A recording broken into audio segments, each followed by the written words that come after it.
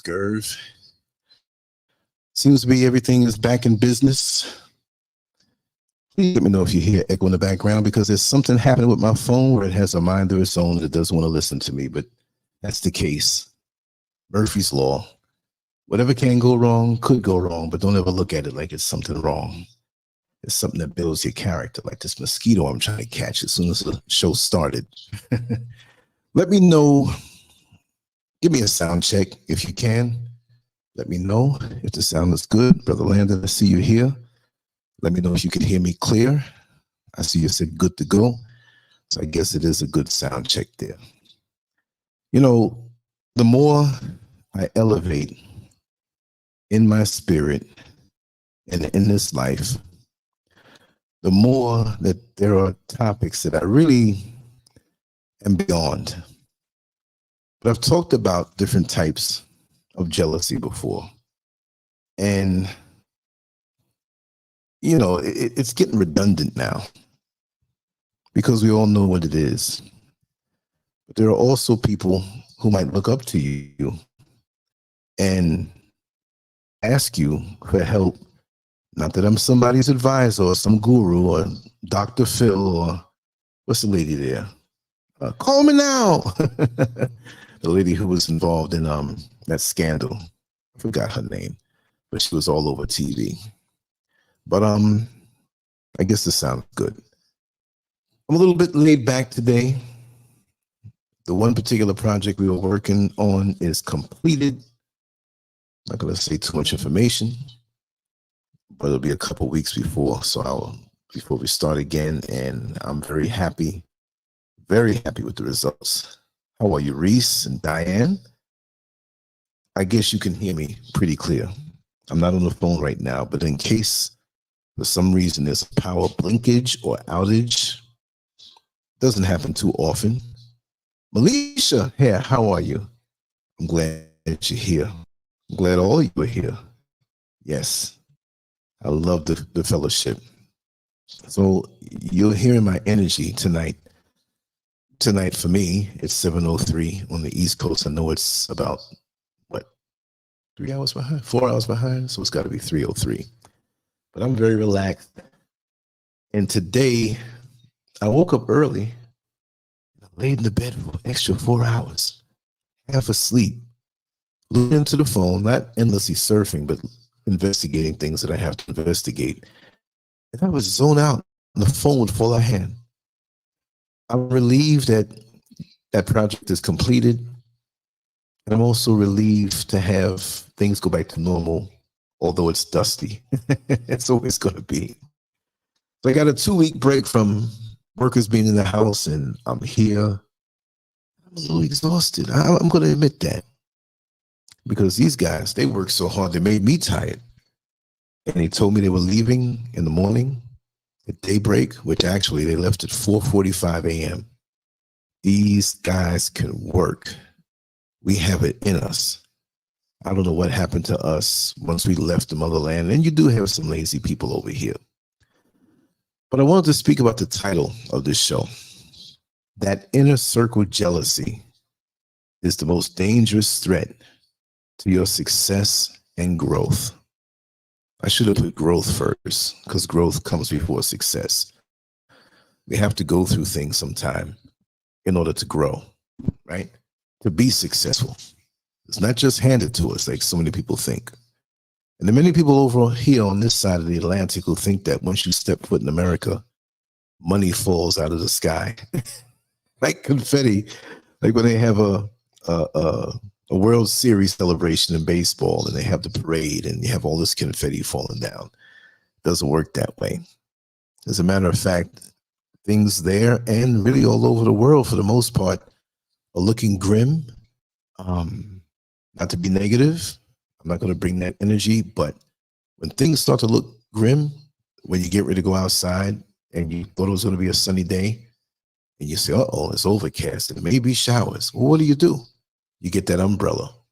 So on a mental, physical, and spiritual level, we can always grab that umbrella. Well, what is the umbrella? We got to know what's around us to protect ourselves, right? Let me just say, okay, I'm going to look at this definition here. Because when you go on the computer, and I'm going to say Oxford Languages computer, and I Googled, what is the definition of jealousy? You know, they said the state or feeling of being jealous. That's not telling me what jealousy is. That's crazy. You know, that's like you asking for direction. You know, you hit a T in the road, you go left or right, and they say, well, you ask a person, which is the right way to go? Well, the right way to go. Just go right there and go the right way to go. That's not telling you anything. And much of what you find on social media, and I have to keep bringing that up because we're all connected to it now, is much of nothing. It's just going to lead you a certain way. Let's go over to Merriam-Webster. I'm through with Oxford, right? This looks like something real long. Okay, let's see. Depending on who you ask, jealousy and envy are either exact synonyms, totally different words, or near synonyms with some degree of semantic overlap and some differences. It is difficult to make the case based on the evidence of usage that we have. What is this about the language or whatever? Tell me what jealousy is. They're giving examples, but they're not saying it. I don't want the Mr. Spock version. I just want the regular version. Okay, Seymour. Let's see what Seymour. Okay, let's scroll down. I can't believe this. I cannot believe this. Cambridge Dictionary. Okay, that looks a little better. Let's go there. Jealousy, a feeling of unhappiness and anger because someone has something or someone that you want. Or they getting hit, something or someone. Oh, that's cool. Relationships. Examples. He broke his brother's new bike in a fit of jealousy. Next, he was consumed by, eaten up with jealousy, equals she was very jealous, when she heard that he had been given a promotion.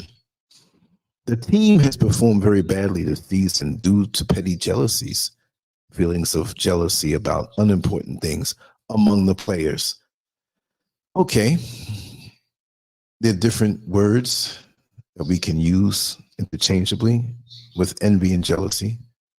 And they say covet, covetous, disgustingly, enviably, enviously, envyingly, greenly, jealous, possessively, be green with envy, covetable, covetously, enviable, envious, envy, green, grudge, possessive, threatened. Wow. I think that's enough of the English lesson right now. I just want to put this in the beginning because, you know, people will misconstrue the word and not do the research. And I cut down text messages or emails or even in the comment section. So we'll get rid of that one. Let me just check on one thing here. On the actual YouTube channel, which I didn't dress it up as I should. I had this show already created and I've been so busy to do it. So the little bit of things that I have to do to perfect this distribution, I didn't do yet. I'm not going to take away from the show. I just want to click 2 more buttons over here. All right, let me come back to the chat room and see how everybody's doing. You're right, Melisha. Jealousy is like a disease. Reese says, jealousy generally refers to the thoughts or feelings of insecurity, fear, and concern over a relative lack of possessions or safety. There's so many reasons why. Oh, God, there's so many reasons why. And again, I do not want that disease. I never had that disease. My father put it in me that, listen, jealousy is the flip side of motivation. Usually when you see someone who's jealous or experience them, they're not really focused on what they need to be doing for themselves. They're sitting there stagnant, whether for a long time or a short period, focusing on you, being consumed by this thing called jealousy. And that's no good. See, for me, I think people understand I'm always moving towards something. Even if it not necessarily fails, I wouldn't call it that, or it just didn't work out. But I've learned from the experience to come back and be better. And I hate to say now the word grinding, because after a while you take flight and things become effortless in a way. Not that it's easy, but it's more effortless when you do just repetitious stuff every day. You do this every day. It becomes a part of you. So you take flight easier. But many people who are jealous of you, they don't understand this. So do you want to be jealous and stagnant? Or do you want to be motivated and moving towards something? And again, you're not a failure if you move towards something and it doesn't work out.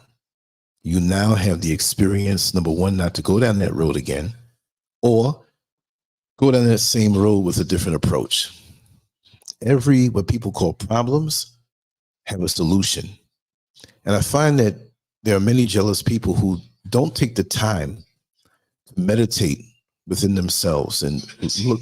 Oh, okay, what happened here? My phone is bugging out, y'all. Hold on a second. What the heck? Okay, I know what this is. Hold on, y'all. This is crazy. This thing is demon possessed. Okay.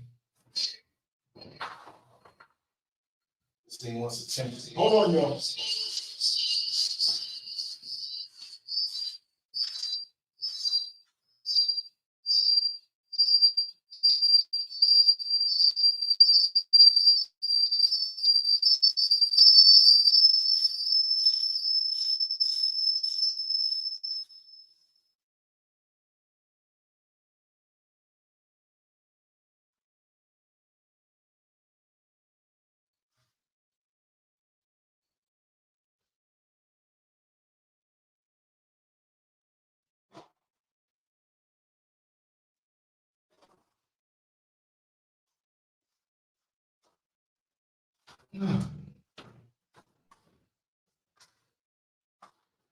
Okay, I'm back.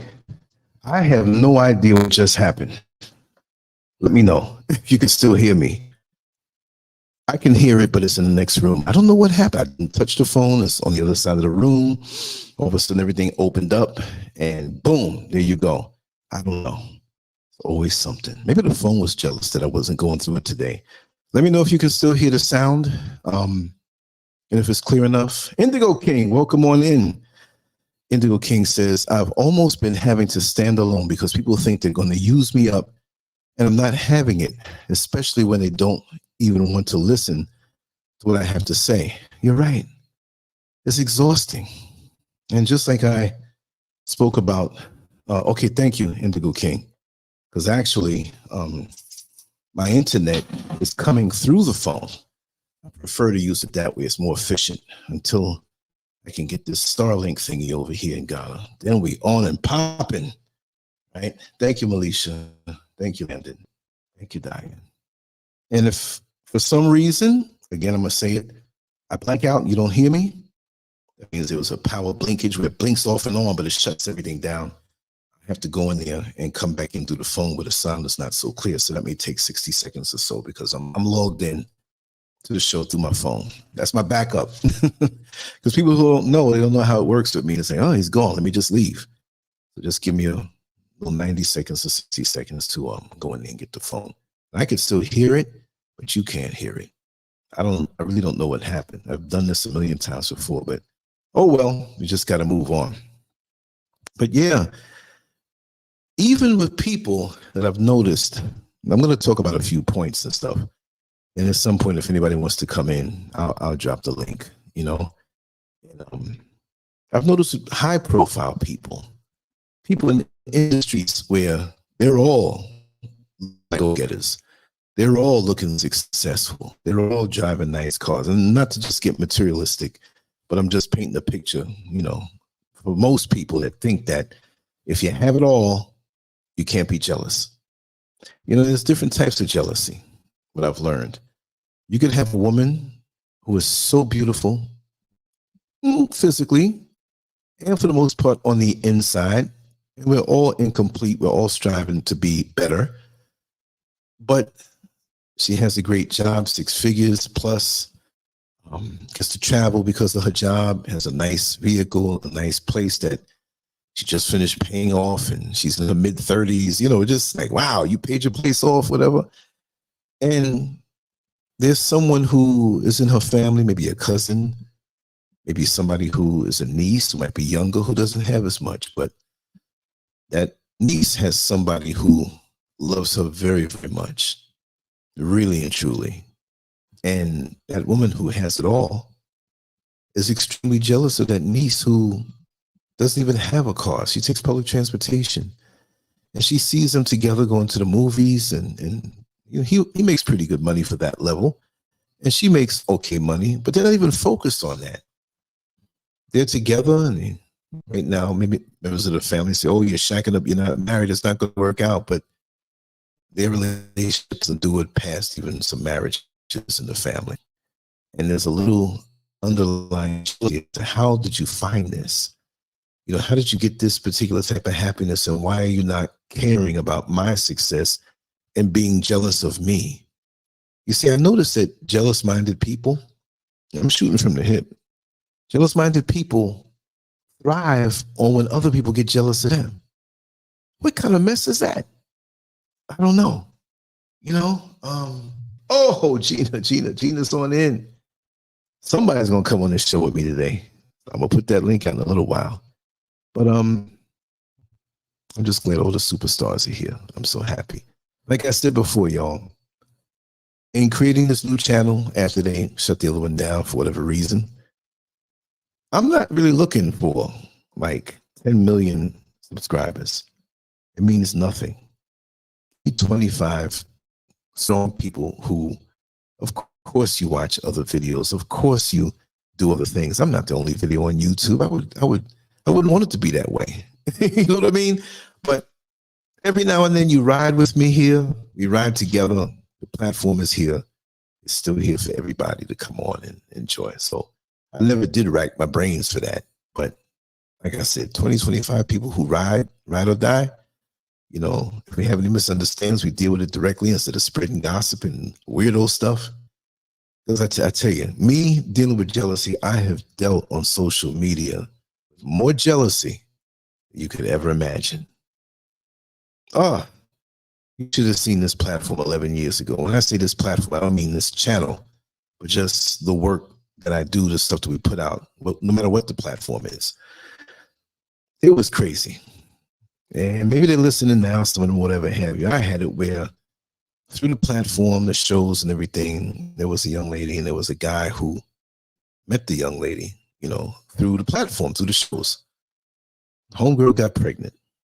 Another young lady jumps in claiming that the guy who got the girl pregnant is her brother, which we didn't think so. Then there was a big fight. I don't know what happened with that. Oh, okay. The young lady said, "Oh, I miscarried," but I beg to differ. I think she just went into a situation and went on down to that clinic. But this thing can go deep. And what makes it worse for me and seeing it online manifest is that many people get online and they watch people and they're so caught up on what they're seeing that they don't realize that many of the people are showing the best parts of their life. They're not kind of saying, "I'm depressed today.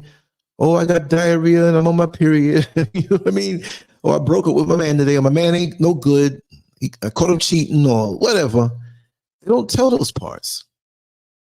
And social media is not for you to tell those parts either. And if you want a bit of anonymity, of course, I have no problem with that. But people disproportionately like to share just those parts. And you have other people who are going through things, whether they're the type to share anything or not, and they see these perfect lives playing out, and either it pushes them to feel a little more down or they get jealous. And now you have this status that the person putting out the perfect life and the imagery, now they're a target for the jealousy. And if you only want to put, you can post what you want. I'm not saying you got to do everything, you know, like, no. But stop looking to this thing for this type of comparing. And you can compare anonymously. You can compare without anybody seeing you. Also, you think. You have IP trackers.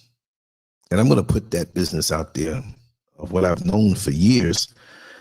is that if you go to somebody's Facebook page, you leave a fingerprint. And I got to find this video. It's got to be an old video because this was something from back like 15 years ago. And it's still up. I just have to find it. I saved it on my old YouTube channel. But there's a way that you can go into Facebook on your Facebook page, right? And you right click in one of the areas to the side that has nothing on it. And you have to go to a particular part of it where you see all the codes. And then there's another thing that you punch in because it's all these codes from probably like 50 stories high if you were to scroll down, right? And you have to punch in something in one of the search boxes. And it pulls you down to another bit of codes. And this has nothing to do with the topic, but I just want to pass this along. And I'm going to put it in the community section when I find it. But once you get there, you see all of these codes, all these numbers. What is it, 14 digits, 12, something like that. Every Facebook page has this number. And it's a long number. And then you see a comma. And then you see another long number and a comma. And then another long number. Well, what is this? What are we talking about? See, your personal Facebook page, you may have put your name there. Lancescurv. Okay, that's the Lancescurv Facebook page. And again, I also want to say that my Facebook fan page or the business page, I have no connection to now. I'll try my best to. So people look at that and say, you haven't posted in a long time or you haven't answered me. But I do have a private page that's not private, it's public. You know, you could search it again and find me there. And look for the post that are recent that'll tell you that that's the latest page. Because I have so many kooks and people threatening you and I kill pages. So if I'm not only connected with you on Facebook anymore, it's not because I unfriended you. It's only because I killed the whole page, right? So understand that. Make a long story short, your name is your name, but your name is assigned to that long number. And if you, let's use me as a guinea pig. If you went on my Facebook page, whether I know you or not, right? You leave your number there. And the latest person to hit my Facebook page, when I get to that particular part in the Facebook page that the prompts will take you, I will see the latest person to check me out. It could be a buddy, it could be a friend, it could be somebody I know, it could be a stranger, it could be a hater. But if I go back, is this a mosquito? Oh, where are these little bugs coming from? Get out of here. And you love the computer screen, you know? But yeah. And if you go back to the one before that, that's the person who hit your Facebook page before. Now, it may be somebody from your job that you had an altercation with, or they have an attitude, but you can see, oh, they peeping on me. And you can go back as far as you want. You can go back hundreds and thousands of these numbers. And all you do, you don't know who the number is. You copy that number. I'm just telling you from now, when I put the link up, it'll make it easier for you. You copy that number. You open up a new screen in the address bar and put the http www.facebook.com/ and drop the number in there, paste it in there, and then refresh it. And it's going to show you the page of the person who came to your page. Not many people know that. Now, I'm full of tricks like that. I know a lot of stuff, and it cracks me up. Those who may consider themselves haters or they don't call themselves that. Why you watching me so hard? Right? Okay, let me see what happened. Can you still hear me? Because for some reason I fell off on the phone, which is connected to the internet. There's just so much weird stuff going on. Let me just type this in if you can hear me or not. Because obviously my equipment here is still working. But let's see. If you can hear me, I'm going to stay just like this. If not, I'm going to have to go in there and do something with that phone. This is a weird night. I'm laid back, all mellow. I'm just going to wait to see if you can hear me or not. Let me know. Okay, great. You can hear me loud and clear? Great. Woo, I don't know what's happening. Okay, thank you. Thank you so much. I think that phone went back to the prior configuration, but on my screen, it fell off. I don't know what that's all about. So anyway, make a long story short, these are the things that people learn to do that are shysters who may be jealous of you to watch you or you watch them and all of this weird stuff. And I really believe it's developing a deeper bit of mental illness amongst the population. You know, us as Black folks who are not ascending, who are not trying to go higher, who are just stagnant, these are the things we get caught up in doing. And social media has snagged us, many of us, and kept us stagnant while we play pretend when we go in the outside world, right? I jotted down a few notes. I wanted to read this off real quick. I always do that to keep a spine, to keep myself, give myself some double yellow lines to not really find myself all over the place. And after I read some of these points, I'll drop the link in there if anybody wants to come in and add their piece. I'll give some examples. And here it is. Success, whether personal, professional, or social, often draws admiration. It can also attract jealousy, especially from those closest to us, friends, family, neighbors, coworkers, and even fellow worshipers. The threat posed by jealousy is particularly insidious because it often comes from those within our inner circle, individuals we trust and interact with regularly. Understanding how to identify and manage these threats is crucial for preserving the peace and positivity in our lives. I got to say that again because that's so true. Understanding how to identify and manage those threats is crucial for preserving the peace and positivity in our lives. Jealousy in close relationships often starts subtly, driven by a deep-seated sense of inadequacy or insecurity. Those who feel overshadowed by your success may initially exhibit admiration or support, but over time, this can morph into resentment. This shift is rarely immediate. It is a gradual process that can be difficult to detect until it manifests in more overt and damaging ways. These individuals may present a friendly demeanor, all the while harboring envy and wishing for your downfall. Their internal conflict, wanting to be close to you, yet resenting your success, creates a dangerous dynamic. They might begin to undermine your achievements, either directly or through more covert means like gossip, subtle criticisms, or attempts to sow doubt amongst others about your character or capabilities. That has been my life, actually, since I came. Former inner circles will do that to you, right? I'm going to say it again. They might begin to undermine your achievements, either directly or through more covert means like gossip, subtle criticism, or attempts to sow doubt amongst others about your character or capabilities. You see, they know you're a great person. You're not perfect, but they're going to run to other people to say things about you so that when that person meets you, they think the worst of you, or the gossip, or like you say, they may give you props. And also give a subtle criticism, a subtle criticism. And that's how it works. And like I said, it doesn't start right away. It could be really sincere admiration, but then when they check their tank, they're coming up short. But this is why you do not compare. Be inspired. Be inspired. You have your own journey. You have your own way. You have your own road.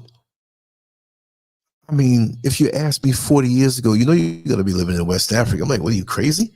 Not because I thought anything negative of Africa, but my trajectory seemingly didn't seem. And then I'm like, why would I go there when I have my family, my mother, my father? Well, they're not around. You know what I mean? I went through relationships, different changes. It has molded me to the point where this is something that became something within me, even from a long time ago in actuality, even though it was first going to be Jamaica. When I got down to Jamaica and I saw there's so many people that knew me down there, not the first time, I went in 86, and then I went a couple of years ago, 2018. That was when Lancescurv. I was like, too many people know me down here. They're going to think I got some money or something like that. And, I'm not knocking the place, but a lot of crime down there. Let me take a sip, y'all. Give me a second.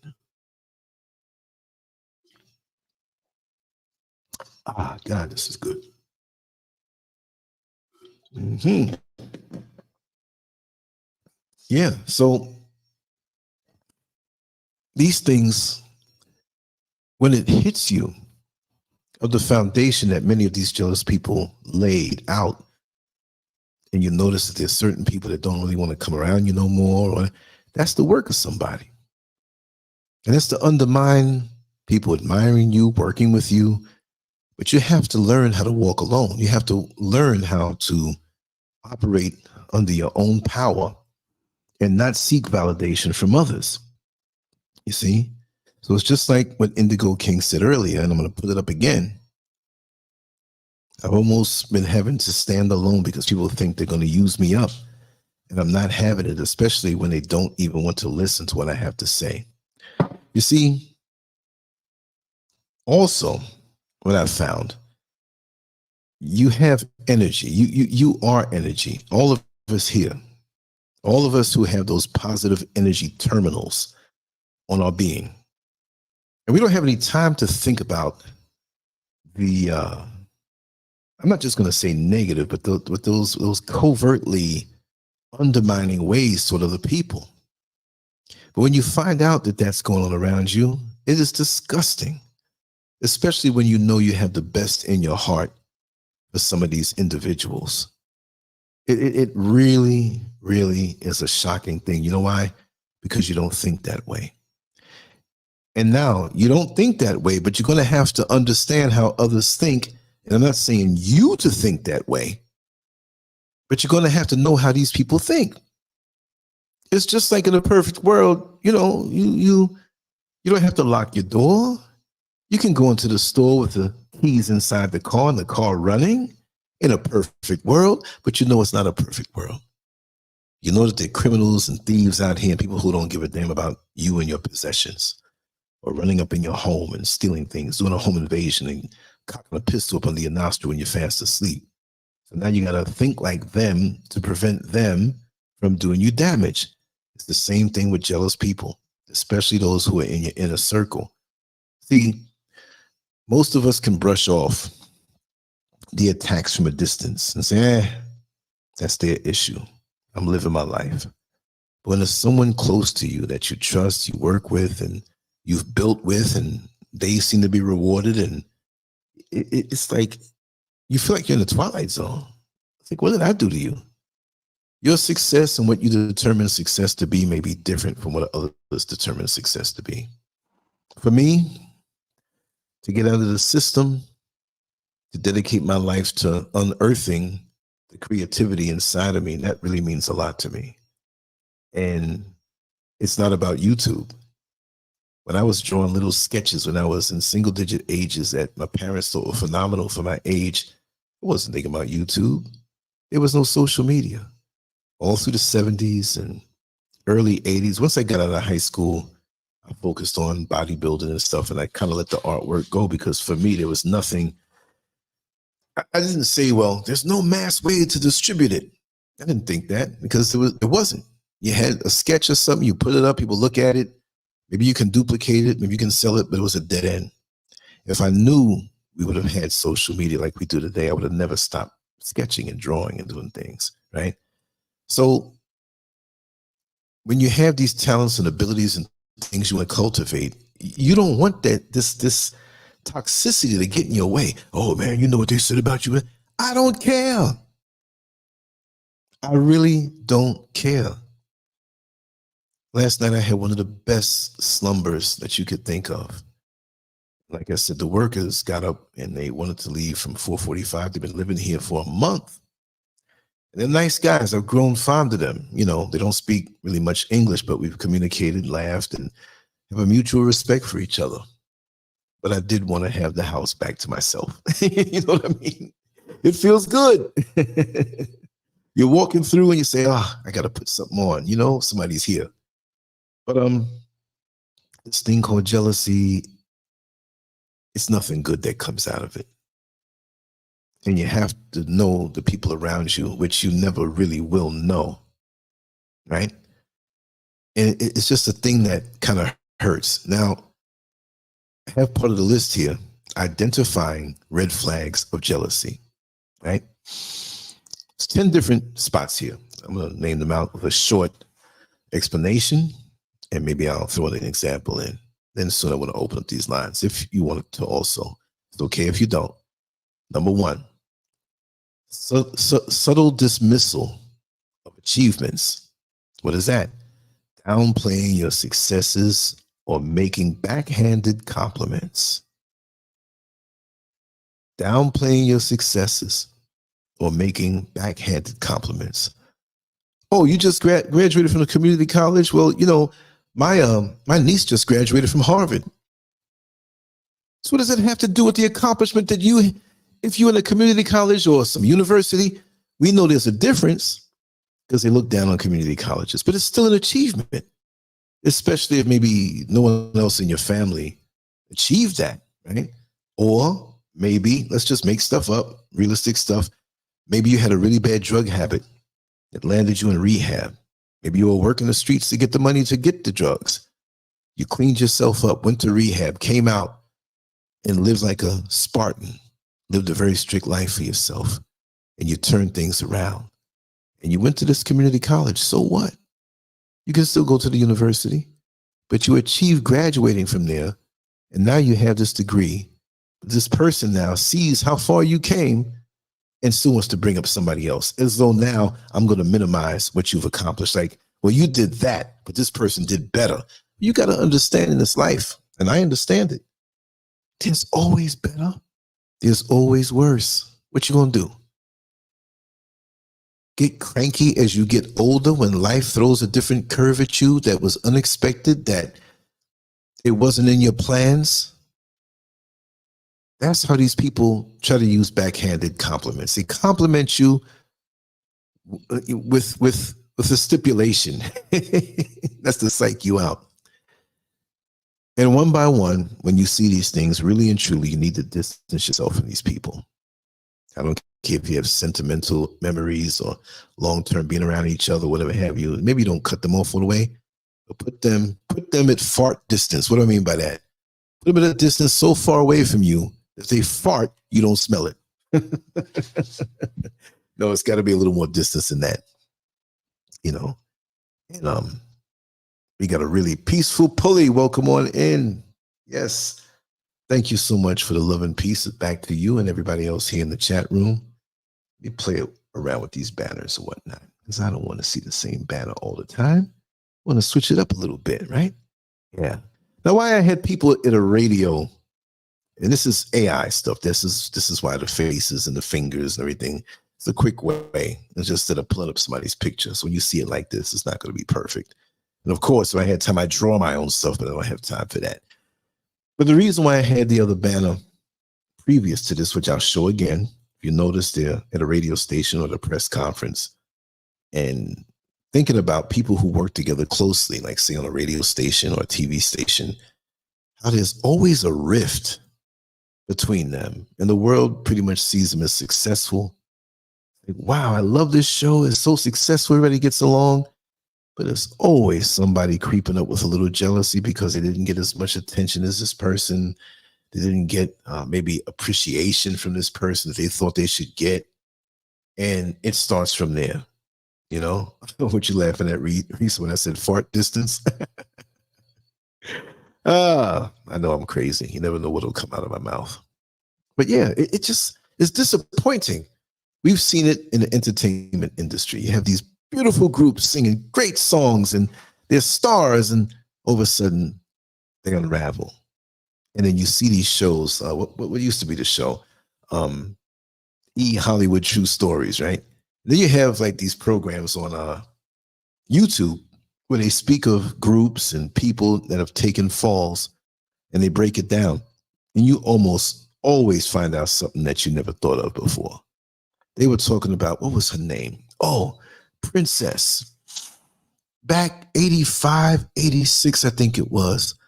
Say I'm your number one, 'cause you know I'll be good to you. If you're old enough, you remember that song. And then she made the other one. I think she made the other one, Seventh Heaven. I'm not sure if she made that one. Doom, doom, doom, doom, doom, doom, Seventh Heaven. Don't quote me on that one, but that was in that same era. I got memories with all these songs. I remember Seventh Heaven. I was at the beach, Rockaway Beach in New York City, and I was laying out in the sun. So I laid out on my back, then I turned around and laid down on my stomach, and that song was playing.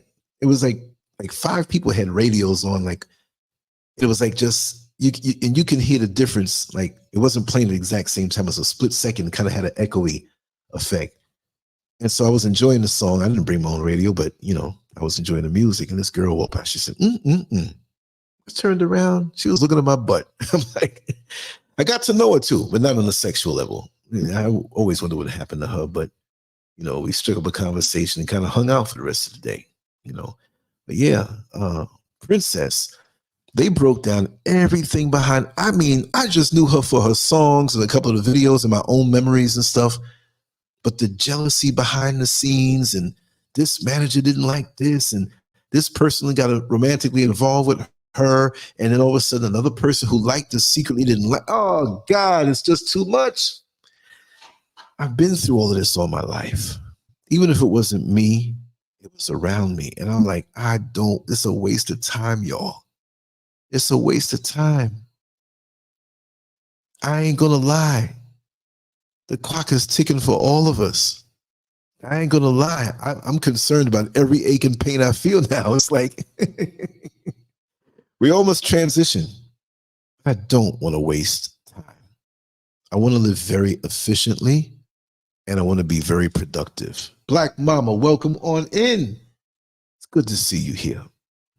And I'm so glad when people find this new channel, because the old channel was taken away. I've been doing a lot of work in the house, and that's given me like this really bad schedule where there's no regularity. But I guarantee, well, sort of guarantee, but this time next month, I will have it where same time all the time, provided there's nothing that pops up that pulls me away from it. And I can list out the topics and a week ahead of time, or you'll know the times. Because sometimes there'll be things that pop up. Like today we're talking about inner circle jealousy. But something may happen in the world that we have to talk about. And I don't want to cancel it, but we'll just keep the same show, and we'll just add another one in, because I would like to do 2 lives. I would love to do a morning show and something a little later that may be late afternoon or 6 o'clock on the East Coast, because if it's 6 o'clock on the East Coast, it's 10 o'clock at night for me. So that's kind of pushing it. Why not have it 10 o'clock at night, Lance, for the East Coast? That'll be 2 in the morning for me. And if we go back to the 5-hour difference in time, that's even worse. It's worse for me at night to make a show late, but it's perfect for me to have a morning show in the daytime, because if it's 8 o'clock over there, that's a 5-hour difference. I'll be over here at 1 o'clock talking about morning show. Oh, Black Mama. Oh, thank you so much. Oh, God. Yeah, this is the real channel, but thank you so much. I really appreciate this. See the color red, and you know, and it's not like it's just a money thing, because you know that this is my labor of love, and that really helps out. It really helps out. And you know, YouTube doesn't treat the creators any better no more. And before, it wasn't like I was pulling it out like people thought. So I depend on, you know, but I really appreciate that.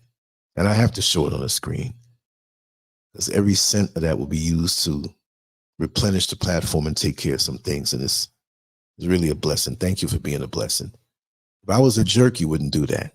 You know what I mean? So that's more also the biggest compliment, you know. And if a person couldn't give that, you know what I mean? They can give $2 or some, or $1. I take it the same way, because we don't know people's circumstances. So I really, really appreciate that. To the utmost, because the Lord knows I've been going through some stuff that I don't always put out online, you know. And Black Mama says, sometimes people steal content and put it on their fake channel. My boyfriend watches you all the time. I put them on to you about a year ago. Thank you so much. Yes, I've been the victim of that, and a victim of a lot of character assassinations. And then eventually, you know, the channel that had almost 6,000 videos, poof, taken away earlier this year. So this new channel, a lot of folks will say, hey, wait a second, where did the numbers go? They gone. And I can get more into that. And I know we're talking about jealousy, but I think that's appropriate because it's the big platforms. And I think this is appropriate to speak about. And I want to just speak about certain things that many people may not be aware of. Everybody here is smart. Everybody here, has some sense. And I just want to say, if for some reason this cuts off because of a power blinkage up here in the mountains, just give me 90 seconds to be back. If you just don't hear me, don't run, don't go anywhere, right? Yeah, let me just tell you what's happening on YouTube and most of the American social media platforms. The content creators, those who go for money, because really and truly, y'all know, all these years have been online since 2001, before YouTube, and I just used to write and draw pictures and stuff like that. And then the interviews I had where I was kind of zany and crazy because I try to make things entertaining also. I don't want to be here monotone and sounding like a robot. I want to make you laugh too. Sometimes I go a little too far, I admit that. But YouTube and Instagram and who else? Facebook, this is a business. This is a business for them. And there were times like, to be very honest, if anybody wants to see it, I'll show you. Never made $1 million out here. I always worked. Okay. I used to come home tired after working the job, and then maybe me and Mr. Scurv had another gig, and I would come home 3 in the morning and do something for an hour, crash, get up and do another one and go back to work and drive for 11 hours. So it's a labor of love. But there was a point where I made a little more than I did. And it started in 2018. And it ended once I came here. And once I got it in 2018, it just was on a downward spiral because of the type of content that I have. The way to get paid on YouTube, you have to pass a threshold of $100. So if you make 20 one month and 50 the next month, and you got to wait for that. I worked and bust my behind to get the equipment that I now have. You see? So yeah, let me just put what Black Mama put up. Yeah. Yeah. I'll take a little commercial break and we're going to talk about this right now. Yes, Mrs. Scurv, she has some big things. And I'm not going to say big like it's monumental, whatever, but we already know how we're going to do her stuff. We already know. And it's going to be very up close and personal. It's going to be real stuff. It's not going to be the Colgate smile and fake presentation and whatnot. I've been looking at different ways of editing. I've been blessed to have people in my life that know all about that suggest things. And I say, listen, tell me. I'm going to say a little joke about my sister who knows a lot about these things. I call her my Customato. Customato was Mike Tyson's trainer that died before he won the championship. So no, we're not comparing to say the person's going to die. But she knows so much about this stuff and has offered me decades of knowledge. And she said, well, I'm just suggesting this. I said, no. No, tell me what to do. Just tell me. Just tell me. Because this is your lane. You're brilliant. So every day we talk, and I've been blessed. So I know how to do it on a newer level. And the only reason right now that I'm just not showing my faces. I don't look grotesque. I'm the same person. My studio is not finished yet. And in about a month or so, and every month we do a little bit. Because as you will know, when we came out here, we got ripped off a lot and fell short. I'm telling it like it is. So what's happening on social media right now, if you notice, you have lots of shorts, and we will continue the jealousy aspect of it. But this is part of it when you see where I'm going. Now we know it's just about money, right? We have this thing called shorts, YouTube shorts, Instagram. I don't know if they call it shorts there, but Facebook, they're getting into the shorts. And it's dumbing us down because if we don't get that blast of entertainment right away, then we scroll to the next thing. And they offer just random stuff. And they know how the mind is. And we have these smartphones, right? And pretty much everybody, most people have a smartphone. There's a camera. You can take pictures, you can do video.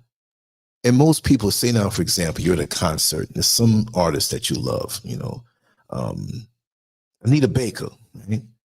She's singing and you're there. You hold your phone up and you either go live on your channel for fun to the people who follow you on your Facebook profile page or your YouTube page or Instagram. Ain't nobody thinking about money. They're just doing this to do this. Well, guess what? Those platforms still put their ads on your videos and you're not even thinking about it. The majority of people with their smartphones, because it's a status symbol now. You see a ratchet fight, people whip out their phone. You see a celebrity, even if they're just walking down the street paying you no mind. Oh man, look, there goes Denzel Washington.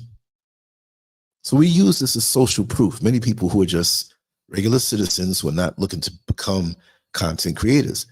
I never set out to become a content creator. But if you know from, I first got on YouTube, first channel was, I think, 2008. It was called Scurv Originals. And I still have a lot of videos on there. Scurv Originals with a Z on the end. It's still up. I got some cheesy videos. And I was working a lot. I look so tired. I think I look younger now than I did back then. But I didn't know the direction I was going to be going in. So I made videos to make videos. It wasn't to promote anything. It's just for the love of conversation and connecting with like-minded individuals. That's all it was. Because I grew up, and I've said this before, and I'll say it again for the new people. Giant Gang, welcome on, and glad to see you again. Like It Is, the McCreary Report, Gil Noble, Tony Brown's Journal, Black News. That's what I grew up on. And to see where media wasn't afraid to say black, where you can talk about the issues in your community, in your state, in your country, and things that affect us all over the world. But now it's a sin. Now we have to be multicultural. Now we have to embrace everybody. I'm not going to jump on Kamala Harris tonight, but even she was like, well, it's got to benefit everybody. It can't just benefit the black community. It's got to be for all. But then you'll speak about what you're going to do for these immigrants coming in here illegally. Then you're going to speak about LGBTQ. Then you're going to speak about the Hispanic community, which I have nothing against anybody. No, the ones who are illegal. Come on now. We worked and we paid our taxes. We're here. We built this country. And we always get pushed to the back of the line. Let me not start on that rant. Y'all know how I feel about that. But with these social media platforms, the ones who are content creators, they're demonetizing a lot of them. They're shutting down their channels because they don't want to pay out. And so when you have a lot of content like I had, and I can salvage maybe 80% of what I used to have, but it's going to take a lot of uploading and downloading.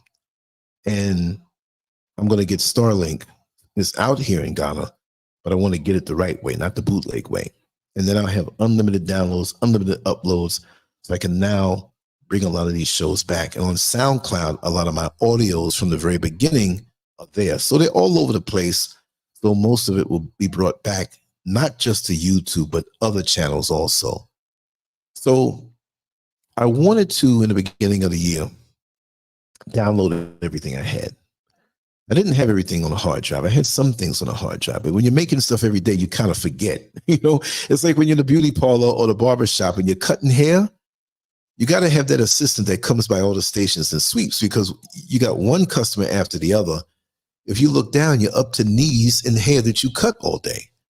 So they had a thing called, what was it called? Google something. What was it? Google.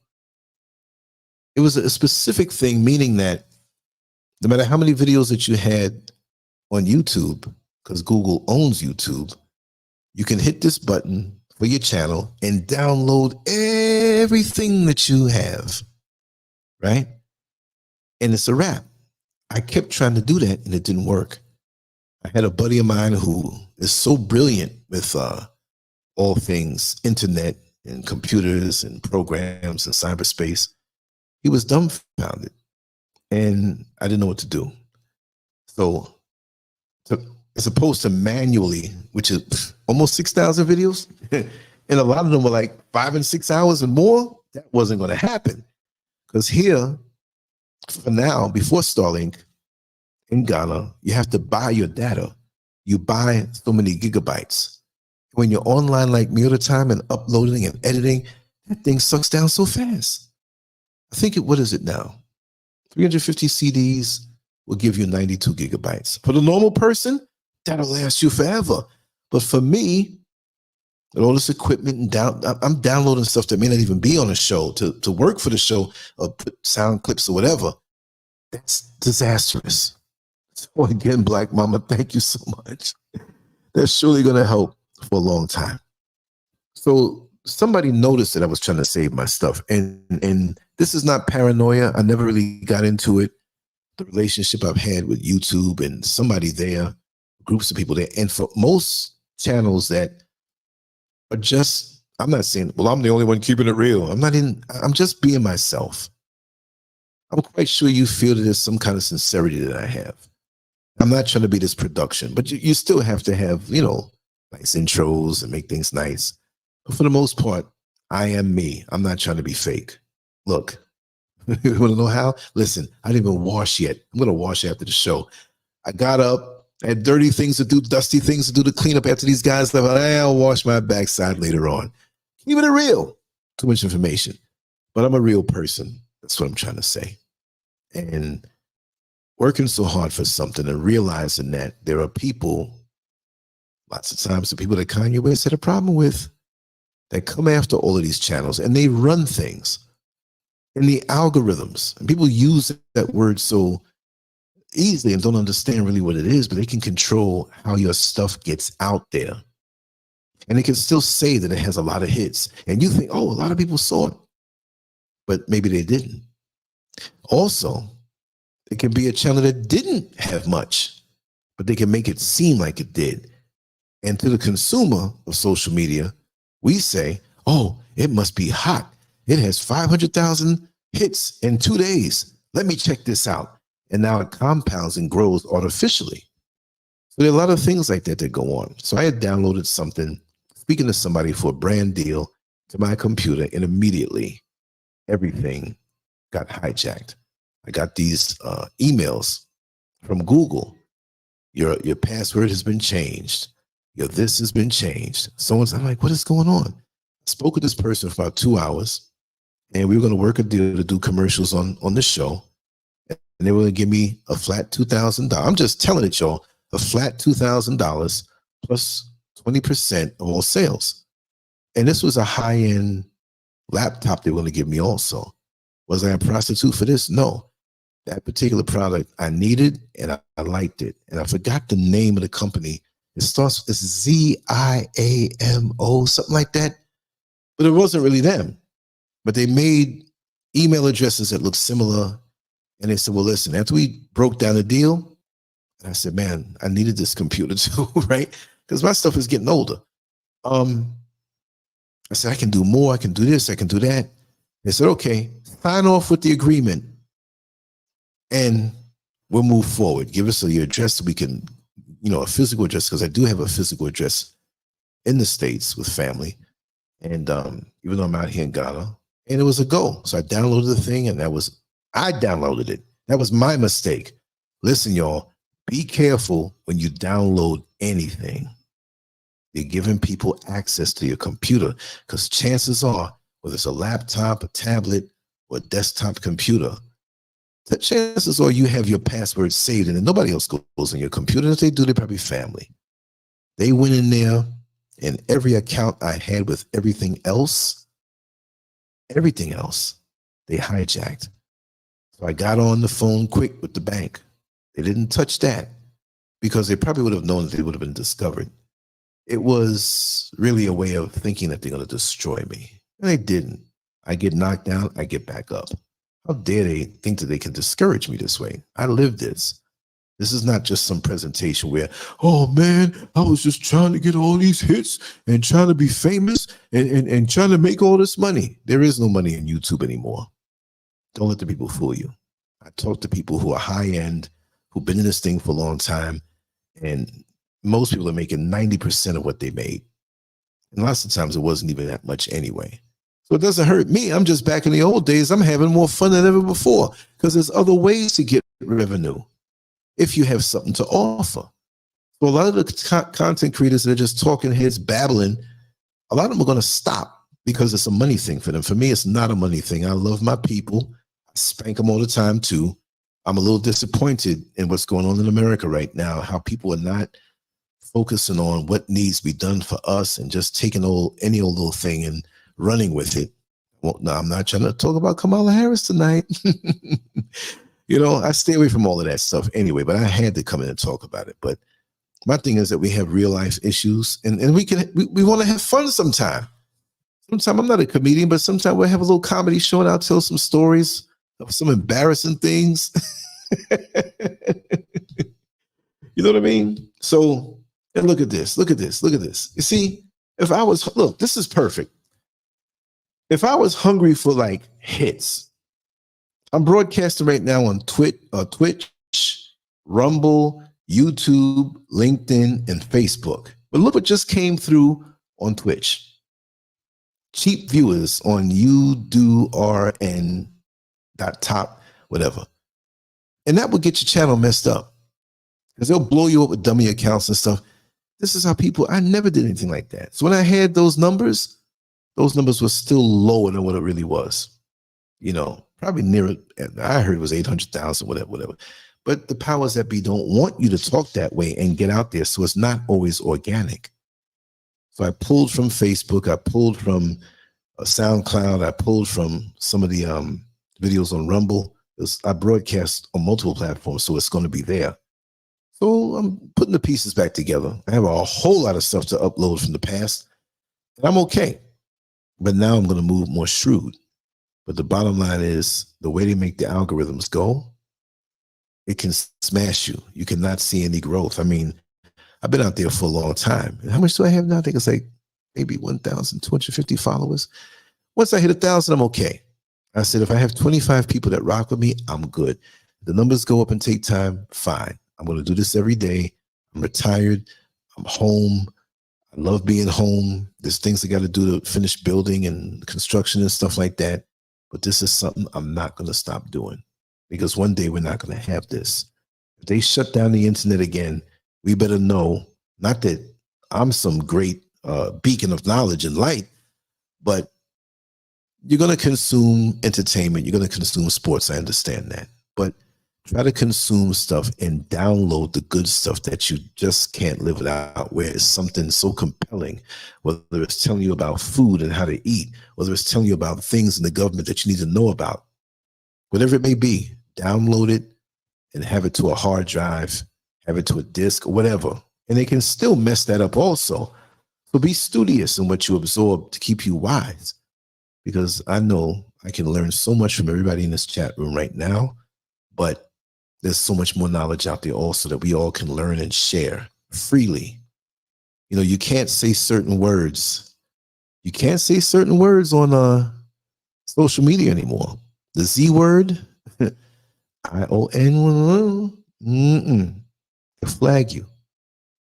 AI is commandeering and policing social media. And most people don't understand what that means. You know, years ago we had this, I'm going to get back to jealousy, but I just want to say this one more thing real quick. We had the YouTube ad boycott. And what happened with that, the top people who are advertising on YouTube, right, they pulled back their revenue from YouTube. Why? Because YouTube did not care how they distributed the commercials that people were paying for, corporations and companies. Let's say, for example, Disney. Now, Disney ain't no decent, whatever, the way they treat kids behind closed doors. We know that. But their facade, right? Disney, the family parks and everything wholesome and cartoons. And, you know, they're the biggest pedos out there. But that's another story. Disney would put out a commercial or pay YouTube so much to say, okay, it's supposed to be for targeted audiences, right? But how come Disney found out that their ad was being played on a booty meat video? I don't know if they still put those up, but they just used to, a lot of young girls sometimes, and sometimes older, will wear a thong. They're in their bedroom and they turn around and whine and dance. And that was a booty meat to a particular song. And not just that, I'm just showing you how extreme it was. And what YouTube did when they pulled back, they had less money to give to the content creators. So they made the content creators hold the bag and pay for what they didn't do. It's your fault. You shouldn't be putting up content like that. Not that booty meat videos made any money anyway. They got a lot of hits. They didn't make any money. So now, in order to win back Home Depot, Disney, whatever corporation, whatever big company that was supposed to be so decent, right? Because say, for example, you were selling camping equipment. Well, you would expect the ad to be put on fishing sites, camping YouTube pages, people who are enthusiasts of stuff, or even products like a Swiss Army knife. Well, it's appropriate to put camping stuff because that's what you use when you're out there. Things along those lines, not ratchet videos or, you know, black folks cussing and in the street, guns and stuff. They used to allow all of that, guns and everything, real stuff. YouTube was the Wild Wild West at one point, but as it got more corporate, more of a business entity, and to make more money, they had to tighten up. So what they did is that they hired, I think it was like just a little under 3,000 human monitors to make sure that the proper commercial was placed with the proper video, right? And also to come after you if you put some stuff that they now deemed inappropriate that they would allow before.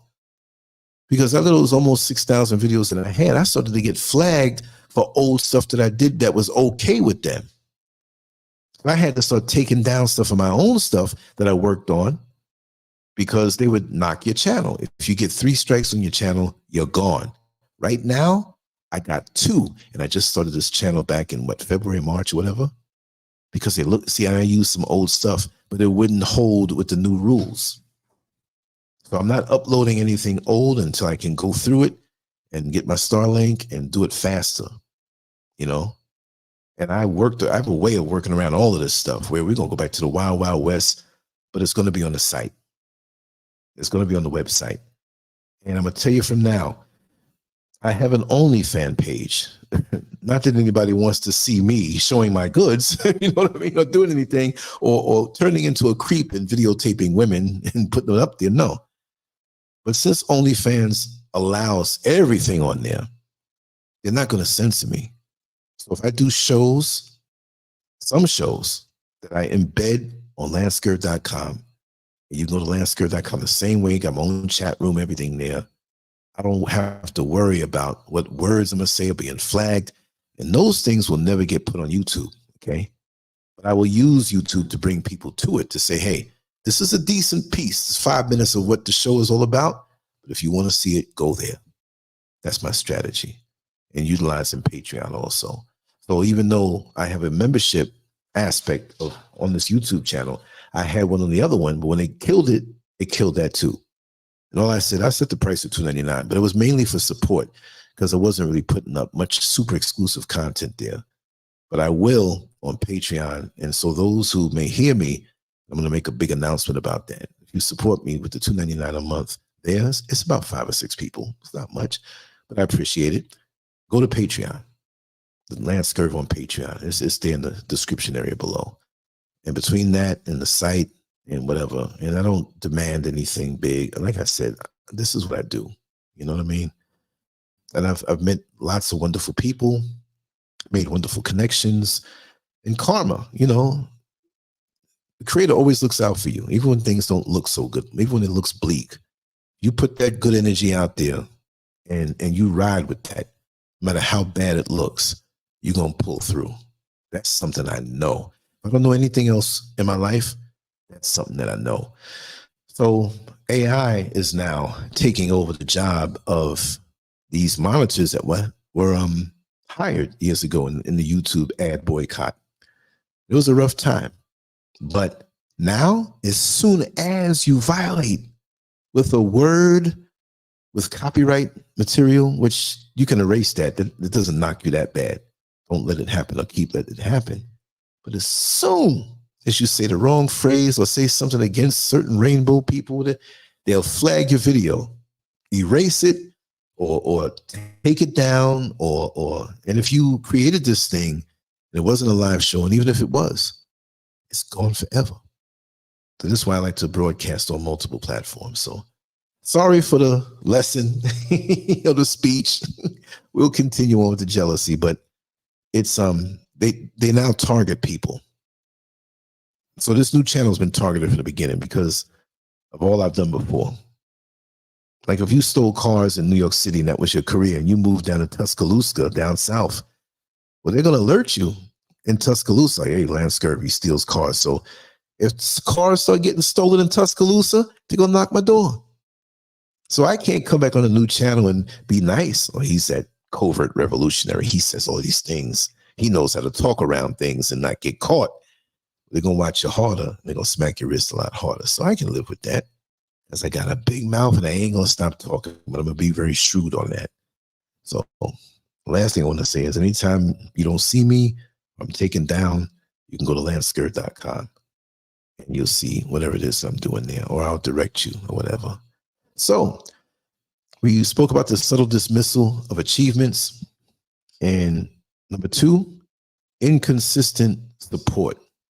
Showing support when convenient or when others are watching, but being indifferent or negative in private. Yeah. They know they have to behave themselves in front of other people. So when you say to somebody else who may be on your team or in your inner circle, it's like, listen, I can't take how this person is ragging me all the time. And because that person who's ragging you all the time in public gives you compliments and treats you so nice, this person who's not aware of the attacks that they're putting on your character or on you directly, they're like, what are you talking about? What are you, paranoid? They were the biggest one happy for you when you got that promotion. They were so happy when you had your child or you bought that house or whatever. This is what these kind of people do. They're very slick with it. Inconsistent support.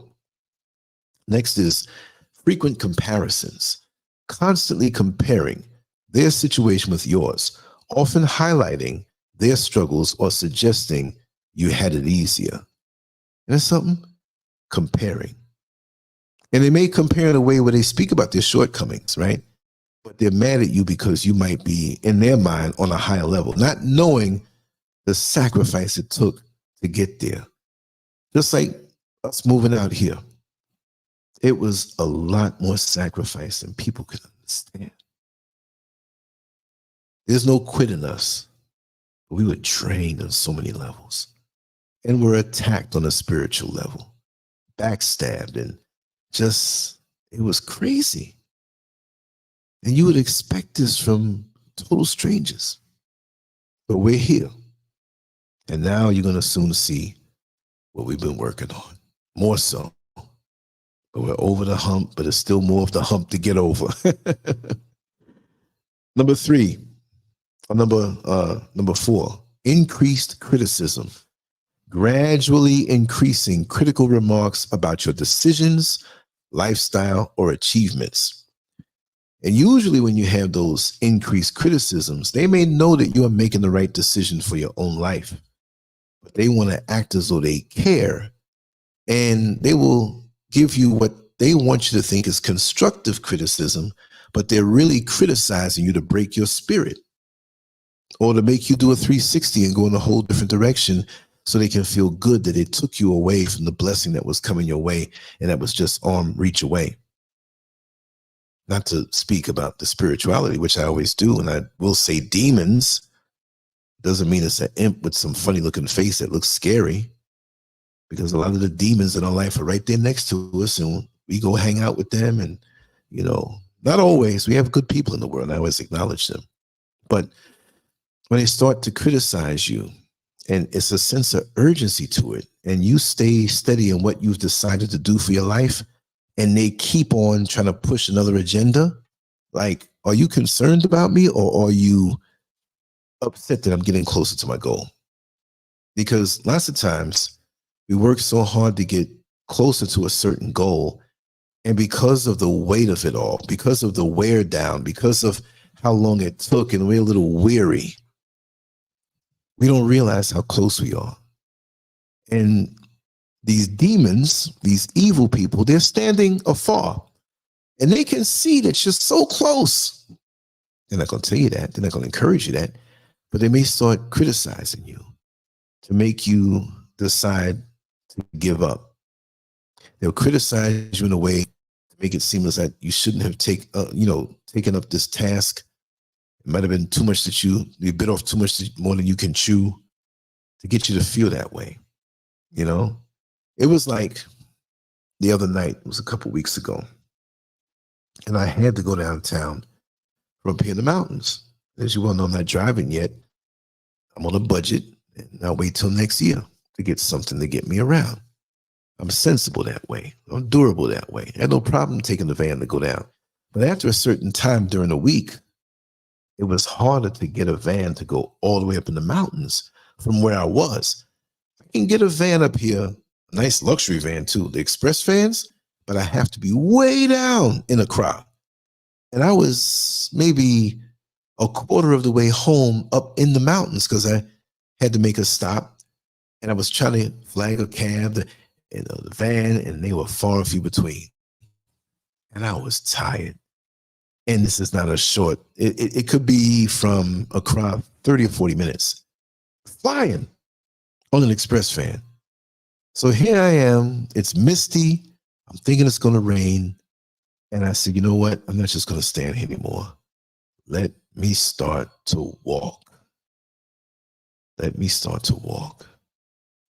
And in my spirit, I was like, whoa, this is going to be one of those nights. Because if it rains out here, I may have to go over to one of these gas stations, one of these places, just a commercial strip, and just sit out there for the night. My legs were getting tired. I had some food with me that I was bringing home. The package was falling all sideways in the plastic. All the stuff was falling out in the plastic bag. I'm like, well, the plastic bag is clean. I'm going to eat it anyway when I get home. But I refused to be discouraged. And there were some guys on the other side that they had their truck jacked up. It was a small truck, like a moving truck, right? And there were a bunch of guys out there. They were letting it down off the jack. I'm walking. I looked at them. I nodded, to say hi and, greet them. And I kept going. And I walked about 2 more miles down the road. Evidently, those guys they turned around because they were on the other side of the road, and they were coming up to come past me. And as they passed me, they flew past me. And then I saw the rear view, not the rear view, but the rear lights. I was going to say rear view mirror. The lights stopped. They pulled over. Now I figured, well, these guys are going to use the bathroom, right? And one of them did. And as I approached, I was trying to be polite. I don't want to walk up on the man when he had his thing in his hand. You know what I mean? I don't want to think I'm part of the rainbow business going on. But he said, hey, brother, didn't I see you back there a couple miles down the road? I said, yes, sir. He says, how far you got to go? So I told him the village that I live in. And he said, we're going that way, man. You can ride with us. I said, you have room? Because, it's one of those bench seats, and it's just 3 of them there. And the guy inside said, hey, man, I'll go inside the truck in the back. It was empty back there. I said, well, listen, I'll go back there. You're giving me the free ride. I said, no, brother. You come on up. And when I got to the village, there's a road that I have to turn down, which is a 20-minute walk. And this is nighttime. And don't think there's all these street lights up and down here. And friends of mine I show sometime on the phone. I say, hey, listen. And this is like as soon as it gets dark. They say, how could you walk down those dark roads? I said, man, it's okay. I'm acclimated to it. But when you turn the bend on the road and it turns and you see all the lights in the mountain range, and it's like, it's breathtaking. It's breathtaking. But I'm used to that. So when I got to the destination where I told them, because I wasn't going to ask them to take me to my door, they said, come on, man, where are you going? I said, I'm going to go down there about maybe a couple of miles. Well, not a couple of miles, but yeah, it is. But it's a 20-minute walk. Fast down the hill, a little slower coming up the hill, or the mountain rather. He says, no, we're going to take you. We're going to take you. I said, you sure? They said, yeah, it's no problem. We know people down there. They dropped me. Now from the road to my house, it's a dirt road, right? But it's paved and it's just like a little, it looks like old Batman when Batman came out of the Batcave in the Batmobile, and that little, you see the brush rolling and he comes through all these bushes and this is it looks just like that. I said, I got this from here, man. Here, I got to give you something. And nobody took any money from me. So this is what I'm saying. There's always going to be somebody to come help you. Even when you accept the circumstances and say, hey, listen, I got this. I'm going to walk all the way home, or I'm going to wait out here and sit down somewhere. If it's raining, whatever, I'll wait for the vans to start running again, the cabs to start, because cabs are cheap out here. And up in the mountains, you don't have Uber, right? But you never let anything discourage you, because every problem has a solution. I like to say challenge, but I'll just say problem because most people use that word, right? I don't know how I got on that, but it was inspirational. Right? Number 5, avoidance of celebrations, reluctance to participate in or celebrate your achievements, sometimes offering flimsy excuses. They don't want to see you celebrate. That's not everybody, but those who are jealous of you. So they'll come up with a flimsy excuse not to be there, because if they were there, they're not going to feel good. And you'll have some other close friends who, let's just say the girl's name was Betty, that didn't show up to your wedding. They'll say, hey, wait a second, where's Betty? She may not be your super bestie, but she's in the second line of besties. You knew her from junior high school, and we're almost 40 years old now. Where's Betty? You say, well, she said her foot was swollen, whatever. But wait, I heard she was planning on dancing tonight. And I said, wait a second, it's your wedding. What do you mean going dancing? And some of the other friends will roll their eyes. Like to say, well, we know Betty ain't in your corner. And you'll get that. Those are the things you have to watch. Now, it may be something legit. You have a child, the child gets sick, you go to the hospital or a clinic.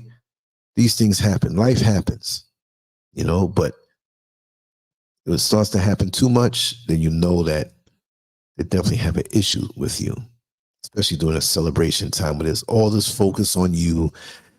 You achieve something, you're graduating, you're having a wedding, baby shower, whatever it may be, an anniversary, some type of get together, a housewarming, you just purchased a home.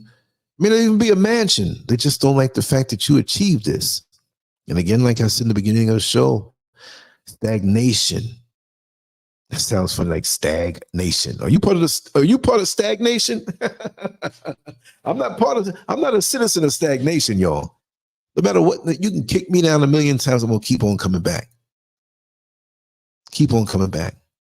The negativity I received when I told a few people that I was gonna move out here. Not everybody. I'm talking about personal circles. Some of them haven't talked to me yet. Some of them, they didn't know my plans all the way, but some of them, they see it happening. They drop their advice, which was to stop me from doing it. And I knew in my heart it was the right thing for me. I knew in my heart. And Giant Gain, I'm definitely going to show you something tonight.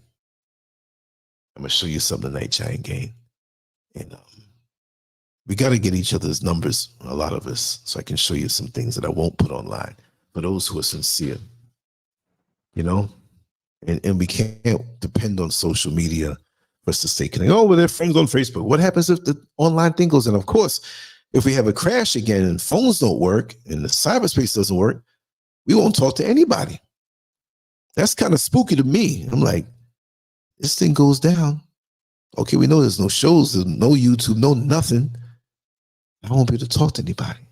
Wherever you are, you'll be. Whoever's right next to you, that's who you'll be able to talk to. We don't even understand the magnitude of it, that even you get a pension, you get Social Security, all that electronic stuff gets wiped out. You will not get that stuff. You can't go to the bank and come with a check. All the systems are wiped out. So how are you going to go to the supermarket and buy something when the supermarket doesn't have anything because the truck driver's not getting paid to come bring food? The whole chain of it is gone. I'm not a doomsayer. We got to prepare better. It doesn't mean you have to move out to Africa, but prepare better. It's a serious time. I see the trajectory. I'm not a spring chicken anymore, y'all. 9 more years, I'm 70. 9 and a half, 8.5. Yeah, 8.5 more years, I'm 70 years old. I'll be going strong if the Creator wants me here. I'll be swinging until I'm out of here. The swings may not have as much power in the punch, may not get there as fast. I'm a fighter. I'm going to go out screaming and kicking. It's just in me, you know. Oh, yeah, I'm going to show you some stuff tonight. Better tomorrow, but I'm going to still show you some stuff tonight. Because everything that we set out to do is done on that level. Still more to do. More to come. Just like the old Johnny Carson show and commercials would come on. More to come. But yeah, let's move on to the next one. Gossip and rumor spreading. I need to skip past that one because y'all know what that's about. And I'm quite sure most of you have been a victim of that, right? But number 6, gossip and rumor spreading. I'll say it. Spreading negative or untrue stories about you to undermine your reputation. And that's what it's all about. They don't want to see new people come to you, like you, roll with you. And it doesn't mean everybody you meet is going to be somebody who just absolutely goes crazy over you. It doesn't mean that. But at least they'll say, hey, that brother, that sister over there, they're about what they do. I admire them and I respect them. Even that. So these people, look, and I've been a victim of that too out here. These people go far and wide with your name. They'll even share your social media to point you out, to kill connections. They'll even tell people, don't work with him. Don't help them. Don't do. And you know what? I'm cool with that. Because now I'm set to manifest and I have more time. When this place is finished, I'm going all in. And it's not a money grab. That's nice and everything. But, you know, it's like what makes the birds fly from north to south at a certain time of the year and back up? What makes the ants crawl around crazy weeks before a big storm or hurricane comes? There's always signs. You see what I mean? And you have to heed what it is that's inside of you that you must do. And it's a blessing to know what it is that you have inside of you to do, what your mission is. It may not look big to the rest of the world because so many people want their name up in lights and they want to be so famous. And I'm going to be famous. You know who I am? There's no ego here. Anywhere I go, whatever country I'm going to go to, there are people who know me. They see me in the street. Even the other day, and I spoke about that in the show. Brother Kwame. I met him 2 years ago in Cape Coast. I knew his face. He came into the restaurant and sat in the next table. You know, the two tables were touching, like one long table, right? And he watched me, and I looked at him. I said, this guy's looking at me. I said, I know this guy. So he said, Lancescurv. I said, yes. And I pretty much figured out here, that's where he knew me from. And we started talking, and like I said yesterday or the day before, it was the most beautiful, positive conversation. There were people who were sitting at other tables. Now, we weren't loud, but they saw the animated way we were going back and forth with each other. It had nothing to do with a talk show.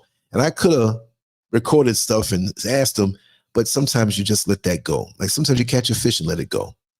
It won't happen again because that was a great conversation. Just like I had some earlier with a friend of mine who's building his own house down 20 minutes down the road. We've done shows together, but you didn't see his face. We were getting down in the conversation. I said, man, I'm going to go inside and grab my camera. I can't miss any more of these because I would always do that on the old channel. But yeah, those things are coming too. And I look forward to that. But you just have to be careful with these people who want to smear your character. Because I've had people that I've done videos for, and you see them, and they walk right past you because somebody put their mouth on you in the wrong way, saying things. And it's like, let them go. Because what's in you is greater than what anybody else can do to you. They cannot stop your mission, but you cannot allow them to in your mind. Your mind has to be very strong.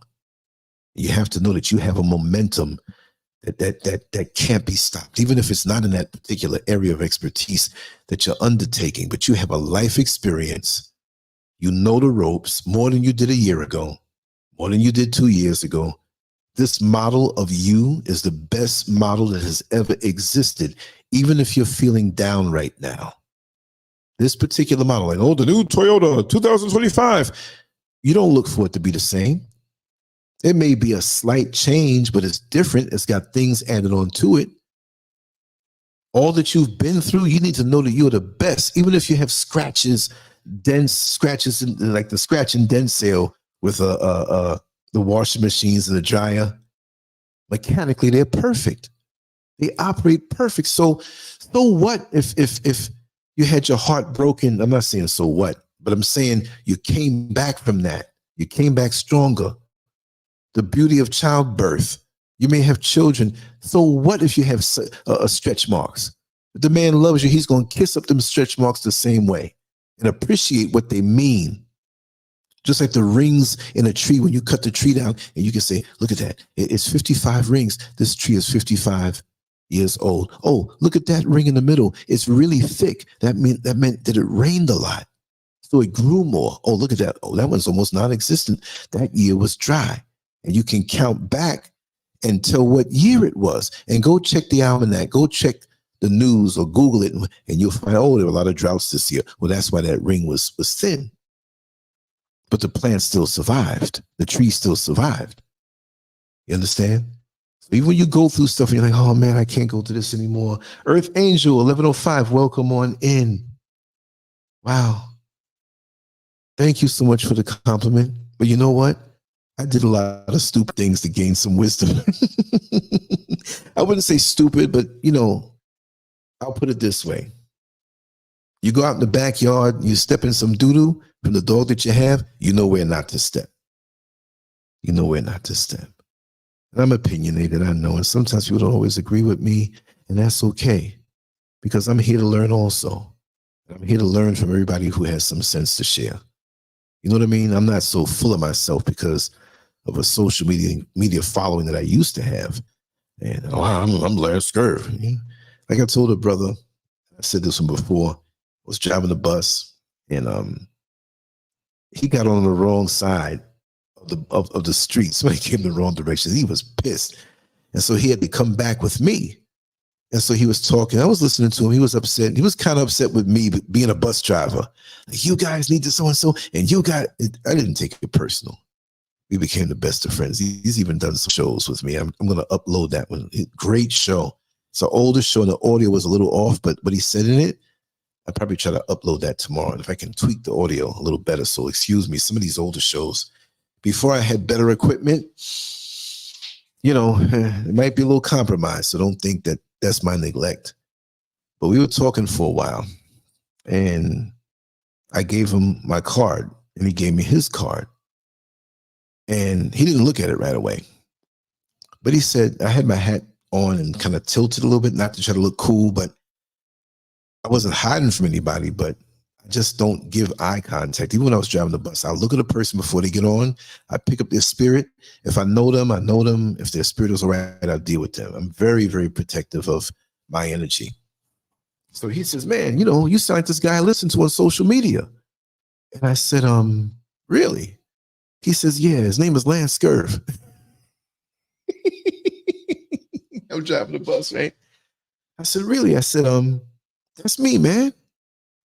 He said, no, man, you're not Lancescurv.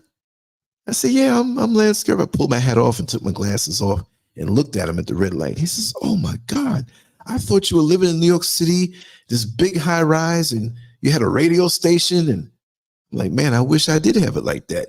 He said, you're out here driving a bus? I said, yeah, I got to work, man. I said, I'm not trying to put up any image or anything, you know, that's just the way it is. I said, but listen, on the real, even I'm not Lancescurv. My name is Lancescurvin. I take the IN off and put it together because you can't really mispronounce two syllables, right? I did that. It sounds better. But I'm not that, and I am that, but I meant to say that I'm not the hyped up whatever you think I am on some big level, because you're probably thinking I'm some big guy who got this big pull, whatever. I'm not that guy. I'm like the Wizard of Oz. You pull back the curtain, you see a man pulling levers, a little dog who revealed it. So I'm not even trying to front with a deep voice and this big production and make it look like a, no. I like to keep it like this, because you know what? I'm reading some bulleted points. I'm sitting here talking to you all real. There's no fake voice. Oh, good afternoon. This is the Lancescurv show, and today we're going to follow. No. I can do that stuff and be convincing with it, but to me, that's a waste of time. I would not have longevity doing this thing if it was that way. You see? Let me see here. The next one is undermining relationships, attempting to create rifts between you and other friends, colleagues, and family members. They do that. This is why, let me tell you something. It is hard because you just don't know who will turn on you, because it doesn't always start out that way. But in the beginning, one rule of thumb that I've learned is that when you have someone new come into your life that may appear to be positive and all of that good stuff, because that's the way it starts out, do not introduce them to your other people that you know that are close to you. Now, the people that are close to you sincerely, the ride or dies, they're never going to turn on you. And if they have disagreements with you, you all might fuss and maybe not talk to each other for 4 days or something like that, but it's always going to come around. I have close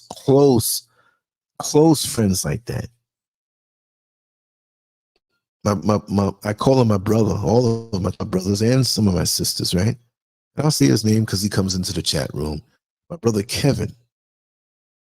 We chatted yesterday, and I mean all day long, and we were like going into stuff that, and we've known each other. I mean, we've known each other before we actually started hanging out with each other in the neighborhood, but around 76, 77, that's when we started to really hang. He's got maybe 2 years on me or something like that, which I was telling him how honored I was to be able to hang out with the older guys. You know, when you're a teenager and somebody's 2 years older than you, it's like, yeah, I'm hanging out with the older guys. Now we're all over 60 and we're in the same age group. That's the way it is. Perception is a heck of a thing. My other friend Angelo, knew him since 1969. 1969, 55 years. 55 years. He was on the show a couple of weeks ago. I think we were talking about New York City. I'm going to get him on again. When we get to talking, we really talk. And the funny thing about it is all my friends like that, about 10 of them, they all know each other and contact each other. That's an unbreakable thing. And we all love and care for each other. And I love their families and they love mine. And a lot of our families have, deceased and transitioned. And we talk about them. It's beautiful. So these Johnny-come-latelys, where I have some people close to me who I've started really talking to in the last year or two, they're counted in that. It's not the length always, it's the depth. And you can see it. But all of these people, some of them are retired, some of them are still active in their areas of expertise and pursuing things, and they're about getting it. And I'm about seeing them getting it. And when I see them get to a certain point, I'm happy for their achievements. They've achieved, and I don't mean just because of material or status or notoriety, and a lot of them, you know them in different places and through their work. But it's not about that. It's about the love of the craft. When you like to bake cakes, as an example, and you run into that little old lady who has a little kitchen somewhere in the hood or whatever, but she's excellent at what she does, you can't get enough of that lady. She's telling you these techniques and different things, and you're like, wow. And that's what I love. That's what keeps me alive, the passion of the craft. Yeah, I do videos. I like to learn about editing and different things and graphics and stuff, but I also like to learn about the writing part of it, the camera work. How do you work the camera better? Everything. How do I write better? How do I express myself better? I have no time to sit here. Look like my neighbor bought a brand new car. I bet you he's selling drugs. How do they afford that? I can't do it. Let me tell you how crazy I am with this thing. Well, they just finished doing, I'll tell you, they just finished doing all the ceilings in the house, the POP style. Look up POP ceilings and put Nigeria at the end. Even though I'm in Ghana, it's a Nigerian thing. Put up POP, like pop ceilings, Nigeria. And that'll show you the style of what we had done. And it's really affordable compared to America, right? So the fellas, we have all our stuff here. So to get to the ceilings, they have to put up the scaffolds and everything. And so they moved this and moved some of the stuff, moved a room full of stuff that we had collecting dust barrels and stuff. And where they moved the stuff, I found a folder. A folder for art. It's probably like maybe either 14 inches or 12 inches tall and maybe 9 inches wide. Just a regular blinking folder. It was brand new. I bought it in America. I have some of my artwork folded over in those, and it's acid free. It won't make your thing really turn yellow and all of that stuff. You know, Riri, welcome. Thank God it's Friday for real. You know what I mean? For real. Even though I'm not on a job no more or whatever, I still feel I've been so worked out in America for so many decades. When Friday comes, I'm like, yes, thank God it's Friday. I'm well. I'm well. I'm glad you're here, and peace to you also. You know, I think it was about a week and a half ago, I had malaria again. The medication I always keep, and I took it. It didn't get bad like when I almost died before. But boy, that thing, it eats into you fast. And I realized the night before that that's what it was, because I know the feeling that comes with it. I had to go out the next day. I had to. There's some business I had to take care of. I was so weak, and I didn't want to go, and hardly wanted. It was like a shorter shower because I was so weak. But I did it. And I came home, kept taking the medication, started to lose my appetite, kept shoving down some food, and hydration is very important. And that was good. And I think I still swung a show and didn't tell nobody. Wow. Yeah, knee deep in it. You know what I mean? And even still, everything has shifted for me. I'm still knee deep in it in a sense, and dealing with being still in the system, but a little bit more out of it. On the geographical level, I'm away from America, but the ATM cards and banking and your pension and all that stuff, I'm not out yet. I'm still there. Very much. But this is a start. You see what I mean? But yeah, let me see this next one over here. I'm bouncing around. Number 8, unsolicited advice. Offering advice that seems more aimed at undermining your confidence than helping you. Yes. Yes. I used to get that when I used to go to the gym when I was doing bodybuilding, but I didn't get good yet. I was getting a little better, you know, because, you know, I started competing from 16 years old, and, you know, I wasn't at my best, but I looked good for a 16-year-old and not using steroids. But then you'd have the guys who you're going to compete against, and they're kind of saying, like, they'll give you a half compliment, but it's to undermine you and make you not feel confident. Hey, man, what are you eating, man? You're much smoother than you were last week, man. You're losing your cuts. What's going on? And it's like they come out directly, or they'll come out like sly. You know, man, tell me what you did, man, because I don't want to do what you just did, because you look better last week, and, you know, all kind of mind games. Friends of yours saying how your dress is too tight. Are you putting on weight? You pregnant? And you're not, but they know you're not, but they want to make you go in the mirror and say, oh, man, maybe I'm looking fatter. Maybe you're looking better. And they try to undermine, you know, with their advice, you know, to take your confidence away. These haters and jealous people hate to see you confident. It burns them. Even when they don't know what's up your sleeve, like you don't tell them your business, but you're confident, you're smiling, stay that way. Even if you got a thumbtack in your shoe, that's bad. You got to take it out, right? But, you know, it's like boxing, like Marvin Hagler, former middleweight champion, great fighter. That's who Sugar Ray Leonard fought and beat, but people think, yeah, he didn't really beat him. Anytime he fought a guy named John the Beast Mugabe back in the 80s. I think it was 85. And John the Beast Mugabe was a beast. Marvin Hagler had slightly better skills, but John the Beast Mugabe had a heck of a punch. And the times he caught Marvin Hagler, it was like if he was anybody else, he would have fell. And in the post-fight interview, I forgot what round it was, where he was always hitting them, but not like a lot. Because Hagler was a good defensive fighter. But you're not going to fight and not get hit. So they asked Marvin Hagler, it's like, listen, in the 9th round, and they replayed it, Mugabe hit your face and snapped your whole head back. He said, that's got to be the punch that hit you the hardest and hurt you. You had to be hurt. Were you hurt? Oh, no, I wasn't hurt. What are you talking about? Didn't hurt me at all. It snapped my head back, yes, but as you can see, I kept moving forward. Listen, I'm telling you, it hurt Marvin Hagler, but he had a reputation, and he wasn't going to allow anybody else in the future as far as an opponent to try to hit him with that same punch, being confident that it'll hurt him.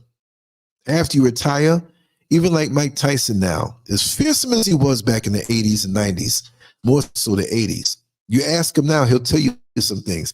Mike Tyson, were you ever scared coming into the ring? Oh, surely I was scared for every single fight. I couldn't make my opponent think that I was scared, but I was terrified. You know, I was thinking about some point, you know, wearing diapers into the ring because I didn't want to lose. And I know Custom Model taught me to be confident. I was well trained and well in shape, but man, this guy's trying to take your head off, and it's embarrassing, but you have to take it. You know, so it's like, whoa. But if you saw him, you're like, he gonna run through a truck. He's gonna steamroll somebody. But you don't let it take you over. And you don't let people come around you to put these things in your head to take your mind away from you from being successful in whatever it is that you do. That's the bottom line. You know what I mean? Because like I said, it could be those people right next to you that that are waiting their time for you to show a sign of weakness, to come at you, to just bring you down. You see what I mean? Let me go on to the next one. I had popped off the page for a second. Okay. Number 9, possessive behavior. Acting possessive of your time and energy, resenting your other relationships or commitments. Yeah.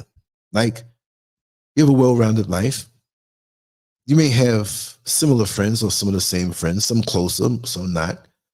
But oftentimes you're going to have to do things with other business partners or other friends or acquaintances. And these particular people who you consider a friend act jealous or they get possessive. You know, oh, go and enjoy yourself. I know people like that. I know women on a platonic level growing up that they were like that. Not that they wanted to bed me down or anything, but I know dudes like that. They weren't homos or anything, but they just were possessive. You know, like they didn't like the person. Get him out of here. What do you got him there for? Like when I was younger. It's like, listen, and the other person who they're saying, get out of here, in their heart, they were cool with them, but they didn't know how this person felt about them. Not to be like, well, what's his name? Rodney King? Was it Rodney King, right? Can't we all just get along? I'll say it in that respect amongst us as Black people, right? Because if we can't get ourselves together, we can't relate to the world and make any kind of progress. Jealousy runs through all races. I understand that. All cultures, all nationalities. But we, of all people, after all we've been through, we should check ourselves when we start feeling this way. But too many people, they're not doing it. Jealousy is a lifestyle for many people. Trust and believe. This is how they are. Number 10, sabotaging efforts. Subtly sabotaging your efforts, such as missing important deadlines or failing to follow through on commitments that affect your success. It doesn't always have to be a work thing where it's a success thing. It could be a contractor, and I've gone through that, a contractor that didn't make the right moves with the money they make, and they make good money, and they see you building this house that's grand, it's coming along slow, but it's grand. They're doing work on your house mad at you because they see where you're going and how you planned it, how you disciplined with it. Now, if they want to be a contractor, make all that money, way more than the person they're doing work for, but they're womanizing, they're gambling, they're coming to the thing late, missing out on jobs or whatnot, that's on you. All I've known in my life is discipline. It's just the one area in my life when I was younger, I couldn't say no to these girls, these women. And thank the Creator didn't take me down. Diseases or somebody jealous and stabbing you and poisoning you. Oh, I had the hoodoo put on me many a times. Just didn't affect me. I guess I'm protected that way for whatever it is I'm supposed to do. That's why in this life, when you know what it is you're supposed to do, stick to it. Oop-de-doo. Something dropped here. Hold on one second. Let me grab this here. Hold on one second. They have a thing that you burn that it's like a coil, and it's made of this material. And you burn it. I don't think they have it in the United States. Maybe they do. You burn it and it repels mosquitoes.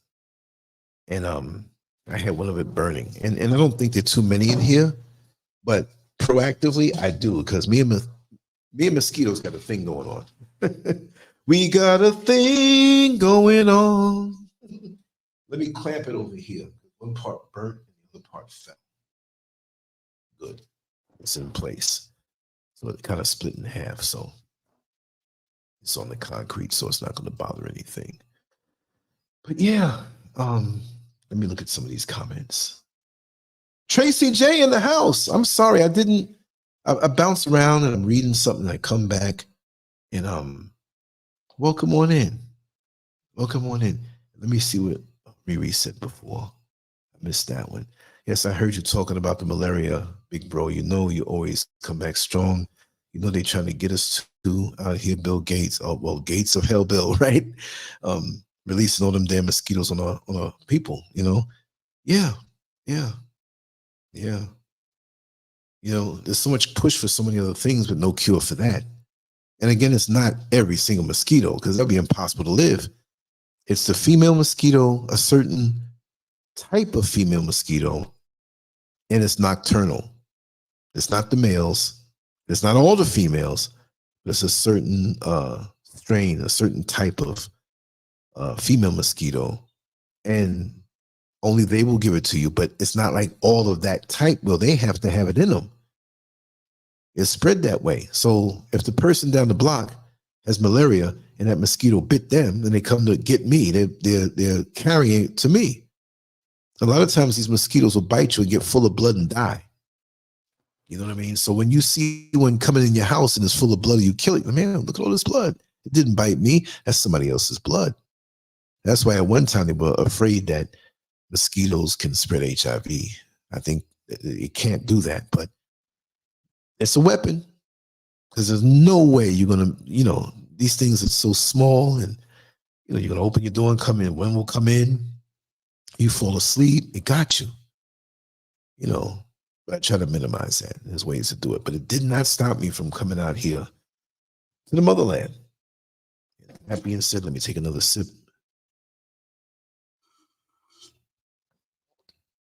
I talk so much, my throat gets dry quick. Woke up the other night talking. I was dreaming something. I was just talking away, making sense too. You know, yeah, let me get to the next one here. Okay, yeah, sabotaging that episode. I just did that one. Yeah, missing important deadlines. Like I said, the contractor who's envious of you. Or it could be somebody who, let me tell you something. I'm not going to different generations, because I'm getting up there too. More and more when I walk into a room, I'm the oldest person there. So I ran into a 90-year-old man. Hey, young man. I'm like, ooh, make me feel good. But you'll have older men and older women who will try to sabotage you. Not just because they're older, but this certain slice of the population, they see in you a chance to make it in whatever you're pursuing. And they look back when they were writing the book of their life, and they realized they missed a few chapters or messed up a few chapters from them not making the right decision, which none of us make perfect decisions in life. So if you haven't, you have some kind of regrets. We can't change it, but realize that we can change the present. We can, you know, supersede anything that anybody thought that we couldn't do and do. Like I said, there are people who know me that refused to talk to me because I kept reinventing myself, kept trying, kept succeeding, and took some bruises and fell, went up certain roads that I wasn't supposed to go up because of my lack of wisdom at the time. And that gives you wisdom because you're hands-on. But who would you rather have work on your vehicle? The hands-on mechanic that's been doing it for 30 years, or this guy who came out of school, some kind of school, 4 years, glossy, knows all the equipment? That person does not have the instincts of that person who has been hands-on for so long. And you do have those who are older who are envious. You have mothers and fathers who can be envious of their own kids, cousins and aunts who are envious of you, jealous of you, and you're like, they always act funny to me. I wonder why. They made it in life. And on the flip side, we have younger folks who despise the older folks because of the wisdom they're trying to share. Please, if you're older, even if you're not older, you can be younger, you got wisdom, please share it with me. I realize how valuable it is. And so you have these younger folks who think they know it all. And I've never been that way. I've always been one to respect those who are trying to share wisdom with me. Because that's one thing. I don't want to be some jealous person. Mad Guns Forever. Welcome on in.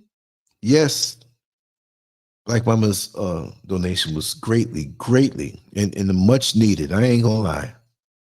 But it's gonna be put to great use. Chance Rogers. And my new name for Mad Guns. He has knighted me this name, the Scurvinator. I'm going to do a graphic just like the Terminator, but I'm going to put it at the bottom of the Scurvinator. Now, I'm not, just know that I'm not like all high on myself or whatever. It's just out of fun. And you gave me that name, so it's nothing I made up. I'm going to call myself the Scurvinator. You know what I mean? It's fun to, just have fun that way. Tracy J says, it's funny because the only older women I seem to have a lasting friendship with are the ones who are married and settled, and I'm as single as a dollar bill. But Tracy J, I know you well from our conversations, and you have that. If I met you face to face and we were talking, I would swear you were married. And I'm not saying it to say, oh, well, you single, something wrong with you. No, I'm not saying that. But you have that fullness. And this is not a knock to single women, but you have a self-assured way about you where there's certain things you ain't worried about because you're married. See what I'm saying? It's not like, and I'm not saying single women are out there looking for a man, I'm desperate. No, I'm not saying that. It's just a certain, okay, put it this way. You take a very humble but wealthy man, very wealthy man. We're not talking like, 6 figures. He's say, 150, 200 million. You know what I mean? He's not blowing that money in one night because there's nothing to spend on in one night that you can blow that amount of money. But I don't know about that. Crack is a hell of a drug. But you take that wealthy man and you put him in a t-shirt and jeans, maybe a little bruise around the knees. You see the little fabric stretching about to bust out the knee. Some sneakers on it, has a little scuff, not brand new. Because we think that, no jewelry. And you're in Walmart or some store somewhere, Home Depot, and he's in line with you and you strike up a conversation. You don't see what he has in his bank account, but there's something about that man that's different. Even though he's a man of a few words, was polite, you get the vibe. And it doesn't mean that you get this vibe because he has lots of money in the bank. He's settled in a way where, of course, he knows he doesn't have to worry about certain things. Like, oh my God, how am I going to pay my bills next month? Right? So he has a certain settled feeling, and it's reassuring. And it's like, man, that brother's so cool. And it's not just because he has the money and doesn't have to worry about how he's going to pay his bills. It's because of the challenges that it took to get to that money. And for him, it wasn't just about that money, because and I know there are a lot of YouTube shorts where you have some wealthy people giving some awesome advice, and they don't look at money the same way. Like it almost doesn't matter to them. They really break out with wisdom. See, and this is what I meant to say about you, Tracy J. You have that equivalent thing about you that you have such wisdom and you're settled already. And so the man that marries you, he's not going to have any work to do. Not that men have to do work on the woman or women have to do work on the man. We should already be at a point where we are already developed enough to be able to present ourselves as our best self for that person when that person comes. Lots of times we settle for less. And it's not just you, Tracy J. There are many people in the chat room right now that what I can see from how they speak, that they have that thing too. You see? Let me see here. Earth Angel said, I'm glad you're doing well, Lance. I'll be putting some on your Cash App also soon. Oh, thank you so much. And just to make the correction, I have a lot of old videos out there that have, and I'm not trying to solicit now, I just don't want to have to go through or make anybody lose out on what they may share, whatever it may be, right? I'm going to switch this banner. And for a second, I have to unblock. Right now, it's blocked. Let me just show you, okay? Right to the left-hand side. There's other ways to support me. I don't want to make it too complicated. Patreon and everything, Lancescurv. But Cash App is Lancescurv Live. I had a Lancescurv Cash App, but remember, I'm out of the country now, and Cash App, I believe, only works in the United States, UK, and possibly Canada. And I can use my VPN to access it, but they're getting hip to that right now. So I have someone in America who runs it for me. When it comes in, they shoot it to me, into my PayPal from over there. And then I can access PayPal from over here. And the PayPal is not Scurv Media anymore because that was the email that was hijacked, right? And money was stolen from that. They redirected where the money got. Oh man, they got all up in my stuff because they had the password. So I had to call PayPal, be on there for a long time, prove who I was from Ghana. They thought I was a fraud, but I proved myself. So everything is new.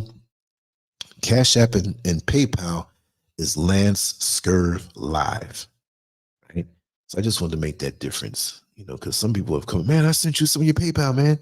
You ain't get it? I was like, no. So I say, and I'm probably going to have to say this every show, not because I'm doing the whole hit the Cash App, hit the Cash App, hit the Cash App. Now, you know what I'm talking about, right?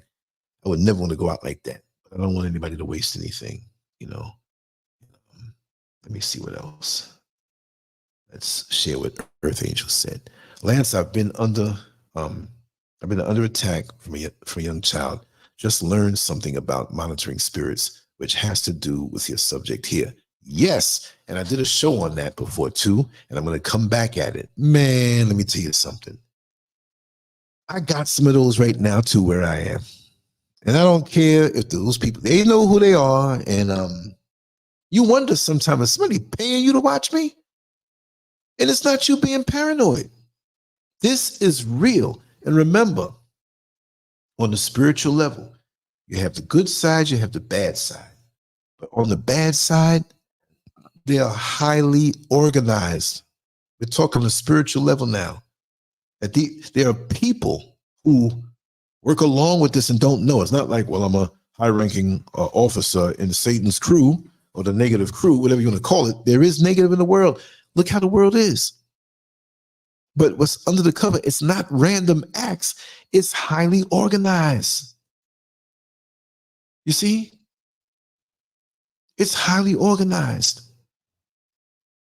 You see? So we can't underestimate that. So when we, as spirit beings and energy beings who are in our infancy, when you compare to ages old spirits, good or bad, we're little babies.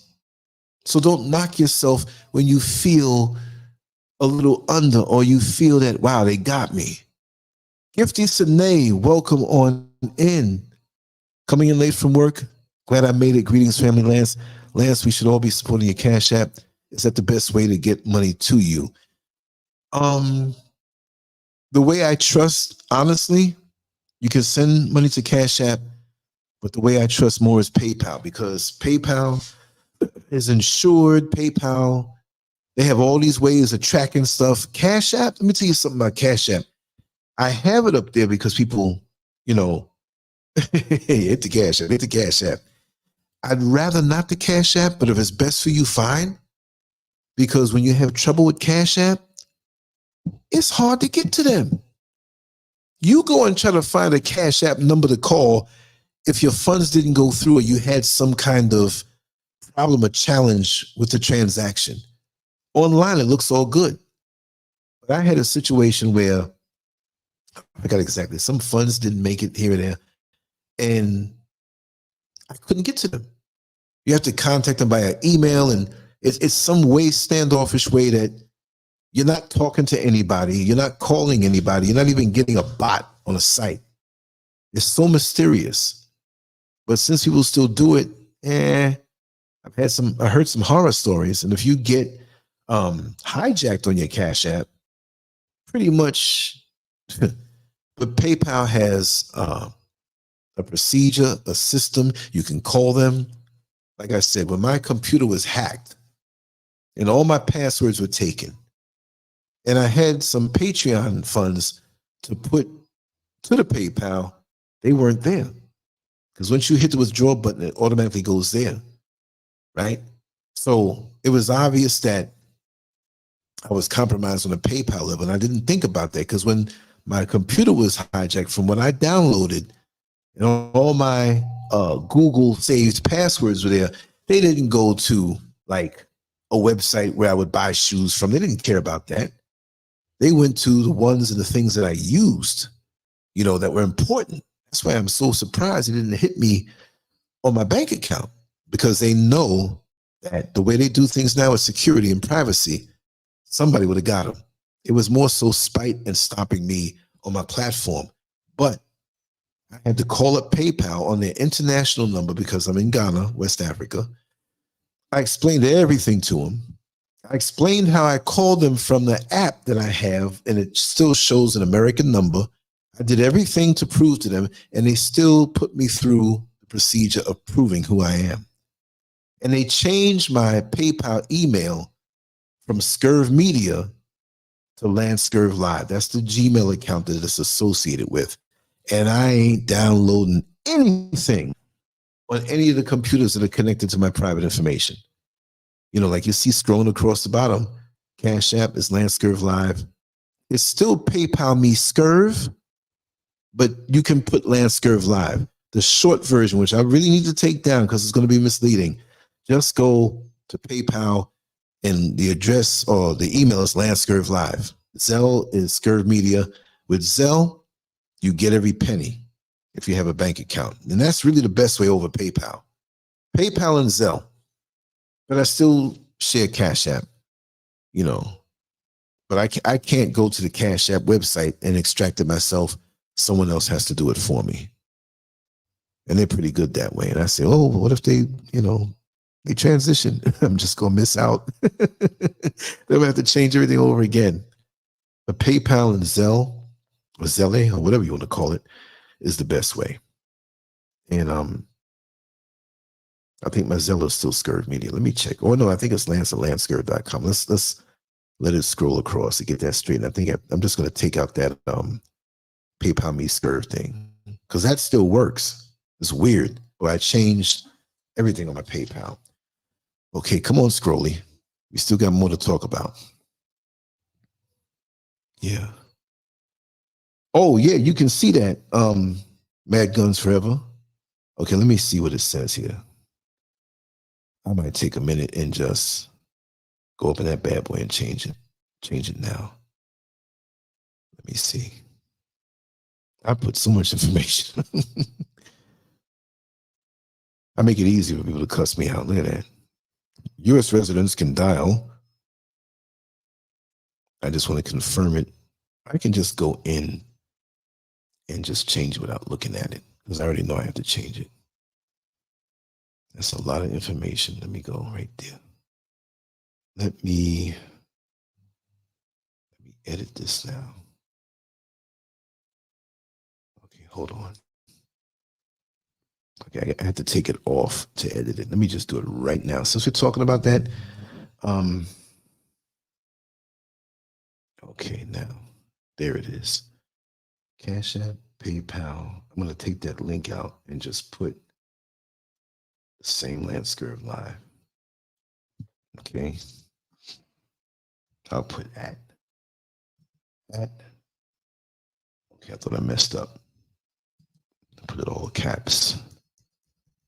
We don't want to be misleading, I just don't want anybody to lose anything that they give in good faith. If you ever want to see receipts on what I spend it on, I'm not out here trying to get rims on a car that I don't even have. I have to pay out things on a regular basis, certain programs, certain things that, keep the site going. I used to pay out a whole lot more bells and whistles, but I kind of drastically cut back on that when, I just couldn't afford all of those things. But bare minimum now, I can handle it, but I really appreciate. Now let's make this show again. Let me see. Let me just double check before I put it out there. And okay, now ZELLE is still Scurv Media, and it goes there, the ZELLE, right? So I'm going to go in there and eventually change that, but the ZELLE still goes through, I know that for a fact. I'll say it in my Paul Mooney voice. I know that for a fact. And I'll just say thanks again. But here we go. Now we're going to pop it down here again. I can take this off, put it back to the banner of the show. Yo, let me just say, street style. I'm enjoying myself tonight. I really love being with you all here and just vibing. It makes a big difference. I'm way up in the mountains, way up in West Bubble, whatever. And it feels so good to be able to just pop on like this and just be able to vibe. It's a very good feeling, This guy looks kind of upset, like I'm tired of these women here getting on my nerves, fighting over each other. Let me get back into the chat room, y'all. Let's see. The comment. Yeah, Mad Guns Forever. What did you just say? Cash App is a trip. My card was hit for $8. $8. They denied my claim. I'm trying to beat you for $8 effing dollars. F them in the ear, nose, and throat. Oh man, they're gonna be going to the ear, nose, and throat doctor. And Gifty Sine, you talk about the doctors. Hit the Cash App. Hit the Cash App. Hit the Cash App. He don't care. You know what I mean? And let me go up to what she said. Coming to leave from my glad you made it. Green's family last week should all be so okay. I showed that one already. Thank you so much. Just even speaking it, because I'm not gonna say it. I don't want people to think hit the Cash App, hit the Cash App. Let me see here. Let's do PayPal. I like them too. I had them from young. I feel so naive. Monitoring spirits were related to me, and I was sabotaged and didn't know what was happening. Oh, let me tell you something. You know what? I need to revamp that topic, and we talk about that tomorrow. In depth.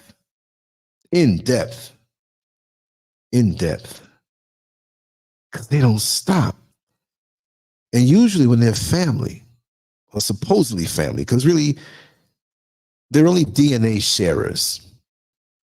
They're not family where they're really family. And you understand that you have people who don't have your DNA and same blood lineage that are more family to you. You know what I mean? And I was speaking to one of my male friends earlier today, and we're very close. And he didn't understand like a lot of things. Not that he didn't understand things about me. He understands me completely. But there was a perspective that I shared with him about how precious his family was to me. See, I had my mother and father growing up. We had a wonderful home. And many of you already know that I have an older brother who was always addicted to drugs, but he's a brilliant brother. I'll say it again. If he pushed me off of this mic right now and started talking, I don't care how long he stayed. It was 8 hours. You'd stay on there. You'd be like, oh, I got to get up and go to the morning and go, do this thing in the morning, but I can't let it go. Charismatic, brilliant, well-learned in the street level, on the corporate level, on the historic level, give lessons. What? You'd be like, this guy's brilliant, but the drugs got him. And it's the times when he wasn't messed up that I got a chance to really enjoy him and admire him and be glad he was my brother, and that was snatched away from me. So my friend, and I'll call his name Kevin, his family is so wonderful. They live 3 blocks over. He was into boxing.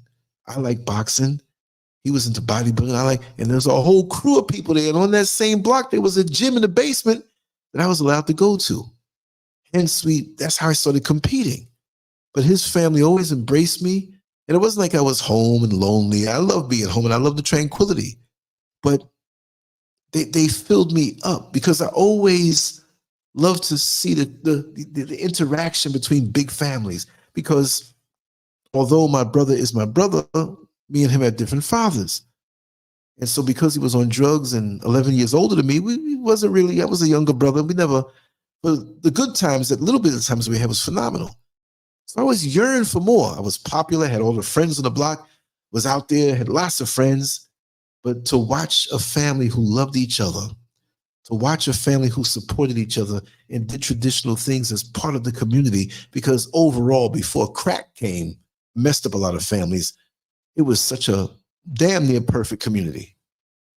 And this is why it hurts me so much to see how much has been destroyed in that generation that I related to so much was taken away from me. So me doing these shows, it's almost like I want to restore it in a little bit in my own way. You know what I mean? Like I said, the old talk shows and stuff that we had on TV, and the way we talked, and you know, the way we greeted each other, and the way we respected our sisters. They could have been drop dead gorgeous with nice shapes. Let me see what Tracy just said. Oftentimes, family is your first haters. They're good with you coming up as long as you don't do better than them or outshine them. Bingo! I got to get a little bell. Bing! You're right.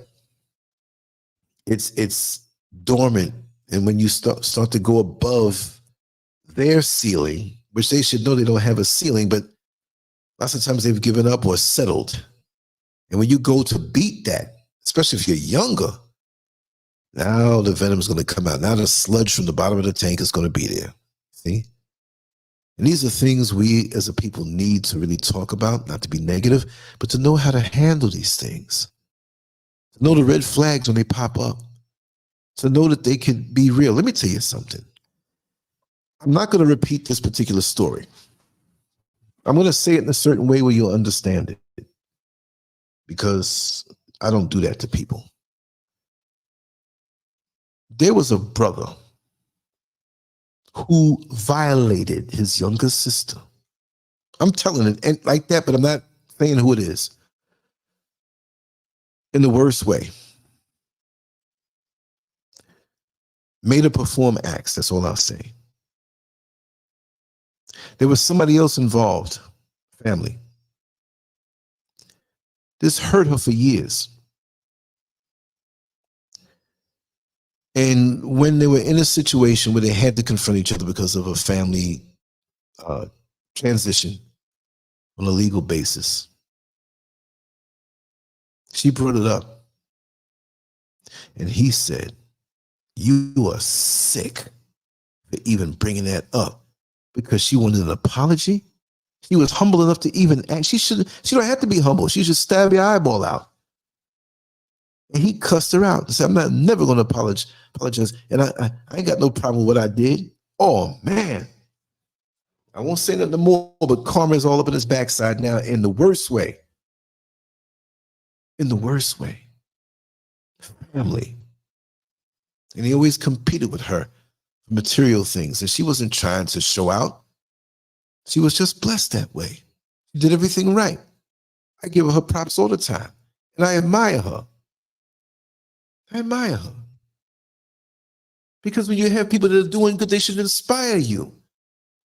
Even if they're doing better than you somehow, some way, at least you can encourage them the same way. Like I said, the people who have the most wisdom or have lots of wisdom may not be college educated, but they've taken a lot of knocks in life to know to give you a word. They may even mispronounce words. Come on now. If we don't know one, we heard of that down south in the boondocks, out in the country, out in Mississippi somewhere, where they deliver mail on a boat, ready to go jump or shoot to the alligator. And they got a pastor there with a third grade education, who may be a farmer, who don't speak, he got an accent and he jacks up the words. But when he tells you something about life, you better heed it. He may drive an old dumpy car that you saw him drive from when you were 3 years old, shooting out all kind of black exhaust. Maybe his wife passed away, but you ain't even see him run with no other woman. He's the kind of guy on a hot day have his shirt buttoned up way up on the neck. Got more toes than teeth. You know, but he can tell you some wisdom. And those types of people can see right through you. See, they're not all clogged up with social media. They're not all clogged up with the status thing. He may be damn near broke all the time as far as money in his pocket, but he's rich with wisdom. And it's those people I want to be around because they will transition easier than us who are caught up in this system and just about material. We all have a mission and we need to get with it. Let me see here. Let me see here. Oh yeah, Earth Angel, yeah. Now if something happens out in the news or something, you know, and I gotta talk about it or something, I'll do it. But yeah, that's next up. That's next up. I know I have tomorrow. I'm gonna do a show. Don't know exactly what time. I'll make it around this time because I do have some people coming by here, and depending if it rains or not. There's some stuff on the roof to do, and if it's raining, they can't do it. So we got to play it by ear. But that's not gonna stop me because they're not gonna be around this time because it's already dark for me. It's 9:22. It's been dark for 3.5 hours already. But I like to do it around that particular time and make it longer and make a regular comment. This is how it's gonna be. We're going to have some fun soon when that studio's ready. Oh, my God. We're going to put the camera on.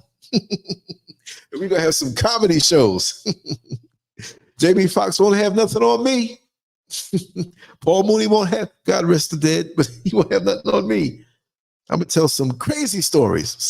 Stuff you never see. That's the thing when I tell people, oh, AI is replacing everything. Artificial intelligence, you can write books at the push of a button and you can, it's taking over, it's making art. Look, AI cannot tell your personal experience. Be you, do you, create something that's based off of you. What can AI tell me about my life? AI, what? Tell me about what I was doing in 1975. It can't tell me. You see what I mean? See? It's mostly people outside my family that encouraged and really protected me. Yes, Earth Angel, that's the way it is, generally. And if you have a bigger family, it'll be split. And to see family dynamics that don't work out, really, it's terrible. The biggest scars can come from that. I'm so thankful for my parents and they raised me and took care of me when I was younger, and it put me ahead. It was like school. It was just the things that I heard them speak about and the conversations I was privy to listening to, and they had no problem with it because it was never no low-down filth. If they had to say something, they'd say it a certain way, and little did they know, but I understood it also. But that's the way it is. Thank God for the good parents out there. And that's another thing with me. The baton has been passed. And I have to run this race and represent them and represent the Creator. It's got to be beyond. Money's good and everything out there and everything, but it's about, I need it. I got to eat. I can't go to the market without it, but it's about your mission. When you're that, and I've said it on a conversation not too long ago, when you're that protected tool in a toolbox that's made for a specific mission, the Creator is not going to have anything happen to you. You may not be utilized all the time because you're that special tool, but when you're needed for a job that no other tools in the toolbox can do, you're going to be summoned for it. And sometimes things look slow. You might be on the job site in the toolbox as that special tool and not used. You're like, wait a second, have you forgotten about me? But it's not every job you're going to be utilized on. The more specialized you are, the less you may be utilized, but you're prized and more valuable than the hammer or the screwdriver who they use all the time. So we are all special tools on different degrees. And we're not summoned to manifest what our mission is all the time because it's not always needed. But when it's needed, it's you. You see what I mean? Oh, wow. Oh, wow. You're the 12th of 14 siblings. Wow, that's a lot. In that, there's going to be some friction. I'm not saying I'm making fun, but when you have that amount of numbers, yes. Somebody in there is going to be jacked up as far as, and you're the 12th. You had 2 behind you and 11 in front of you. And one of them 11, you're going to do good and somebody ain't going to dig it. I see. You're right. Tracy J says, living in this American culture and environment played a major part in how our families are structured. Yes. Yes. And out here is closer to the original. Culturally, there are things that are different, but this is closer to the original. And I said I was going to post a link a long time ago, and I forgot because I'm running my mouth. But if there anybody wants to come in and say anything, because soon I might wrap it down, because I still, at 9:26, I got some chores to do, some things to do, and set myself up. But if you want to come on in, that's the link. It's in the chat room. That's what it looks like. Anybody wants to come on in and come on in and say something if you want to. And if not, it's okay, because sometimes you want to lay back and just chill and just absorb and look at the chat, vibe. And I have to say, whether it was the other channel or this channel, because this channel is made up of all the people who, and some people haven't rediscovered yet. So, man, I don't see you no more. Well, it's a new channel, But I got to say, I'm blessed to have so many wonderful people, passionate people, intellectual and having common sense, educated, whether it's self-education or educated in the school. You have used what you've learned for the betterment, because we speak a different language here. You'll have somebody come in every now and then who try to start some trouble, and they don't understand how we vibe, and they kind of hate it too. They'll be jealous of that too. They may have bigger numbers, but I love to see when everybody here greets each other and knows each other from the prior shows. It doesn't have to be where you come out and show your face or speak out right away. The person may lurk for like 5 years. I've had people email me, Lance, I've been listening to you for the last 12 years. I'm like, wow, you know what I mean? And you didn't know.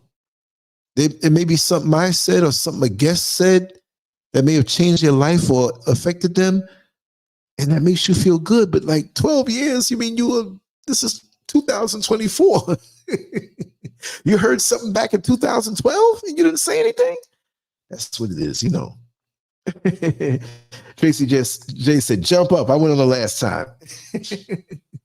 You sure did. And you brought it like you always do. And again, if not, some folks may still be at work. They may be in a car commuting. They might be eating something and don't want to miss the bites. I had a contractor come over today, and he'll call when he gets to the front gate. And it's like, I was eating. And I was like, I'm coming down. I'm going to come over the gate for you. Went downstairs and forgot that I had some food out. I was like, man, them gnats and little tiny bugs going to fly on my food. So I told him, I said, let me go back up and cover my stuff up. And instead of doing that, I stuck it in the fridge. I'm like, I don't even want to cover it up because they'll find a way. You pull off the tissue, the paper towel here. I'm like, man, I'm not eating that. But that's when we got into the really great conversation earlier, But by now it's obvious somebody's going to come on. It's okay, because there'll be shows where you do, and I had a good time. Been on for 2 hours and 29 minutes and so many seconds. Wow, gonna have to wet my whistle in a little while. But it's so much more we're going to do. There's so much different programs I want to work with and, make things better. Thank you for bearing with me these last few years. Things came to a halt at one point when Mrs. Scurv's father passed away and she had to leave. I wanted to go, but it would be best for me to stay because people sabotage property and stuff like that when you're gone. And different delays and stuff. Things should have been done in a perfect world from 2 years ago, but it's not that way. So it made me, I try to hold on with a schedule of posting and uploading. But when you have momentum and everything's in place and you have an area for this and an area for that, I'll be able to create more, get into it more at the last minute and create more, do more. And that's what I'm waiting for. So I have so much to show many of you here and let you know that progress is being made and help will come out of nowhere sometime. And you'll be blessed. So don't ever be discouraged. Don't feel that you're forgotten. Don't believe that, because when you wake up every single morning, you're here for a purpose. Never forget that. Never forget that. As humans, we can feel that way sometimes. And it's okay. It's okay to feel that way. But I'm going to sign off right now. And I'll put up this other banner right now. So it has the information on there to contact me or support or whatever have you. So that's the new one. That's the old face that I use. That's my same face. I look just like that. I didn't change. No trans stuff going on over here. But yeah, that's what it is. I just want to thank you all. Thank you all. I'm going to ease on. I'm going to send out a few text messages and wet my whistle. I might eat a little bit more. I got to do something. I got to make a few phone calls on this side. And it's already 9:31. I know a few people that probably go to bed like really early, so I got to get to them first. And after that, it is what it is. I just want to say much love to you all. Thank you for participating and being here and making me feel part of something, It makes the hard work behind closed doors that much more worth it. It's life force. And, I was feeling a little tired before I did this show. Now I can run a marathon. Trust me. Well, maybe not a whole marathon, maybe half, right? Much love to you all. Take care. Thank you for vibing with me. Lancescurv out. Peace.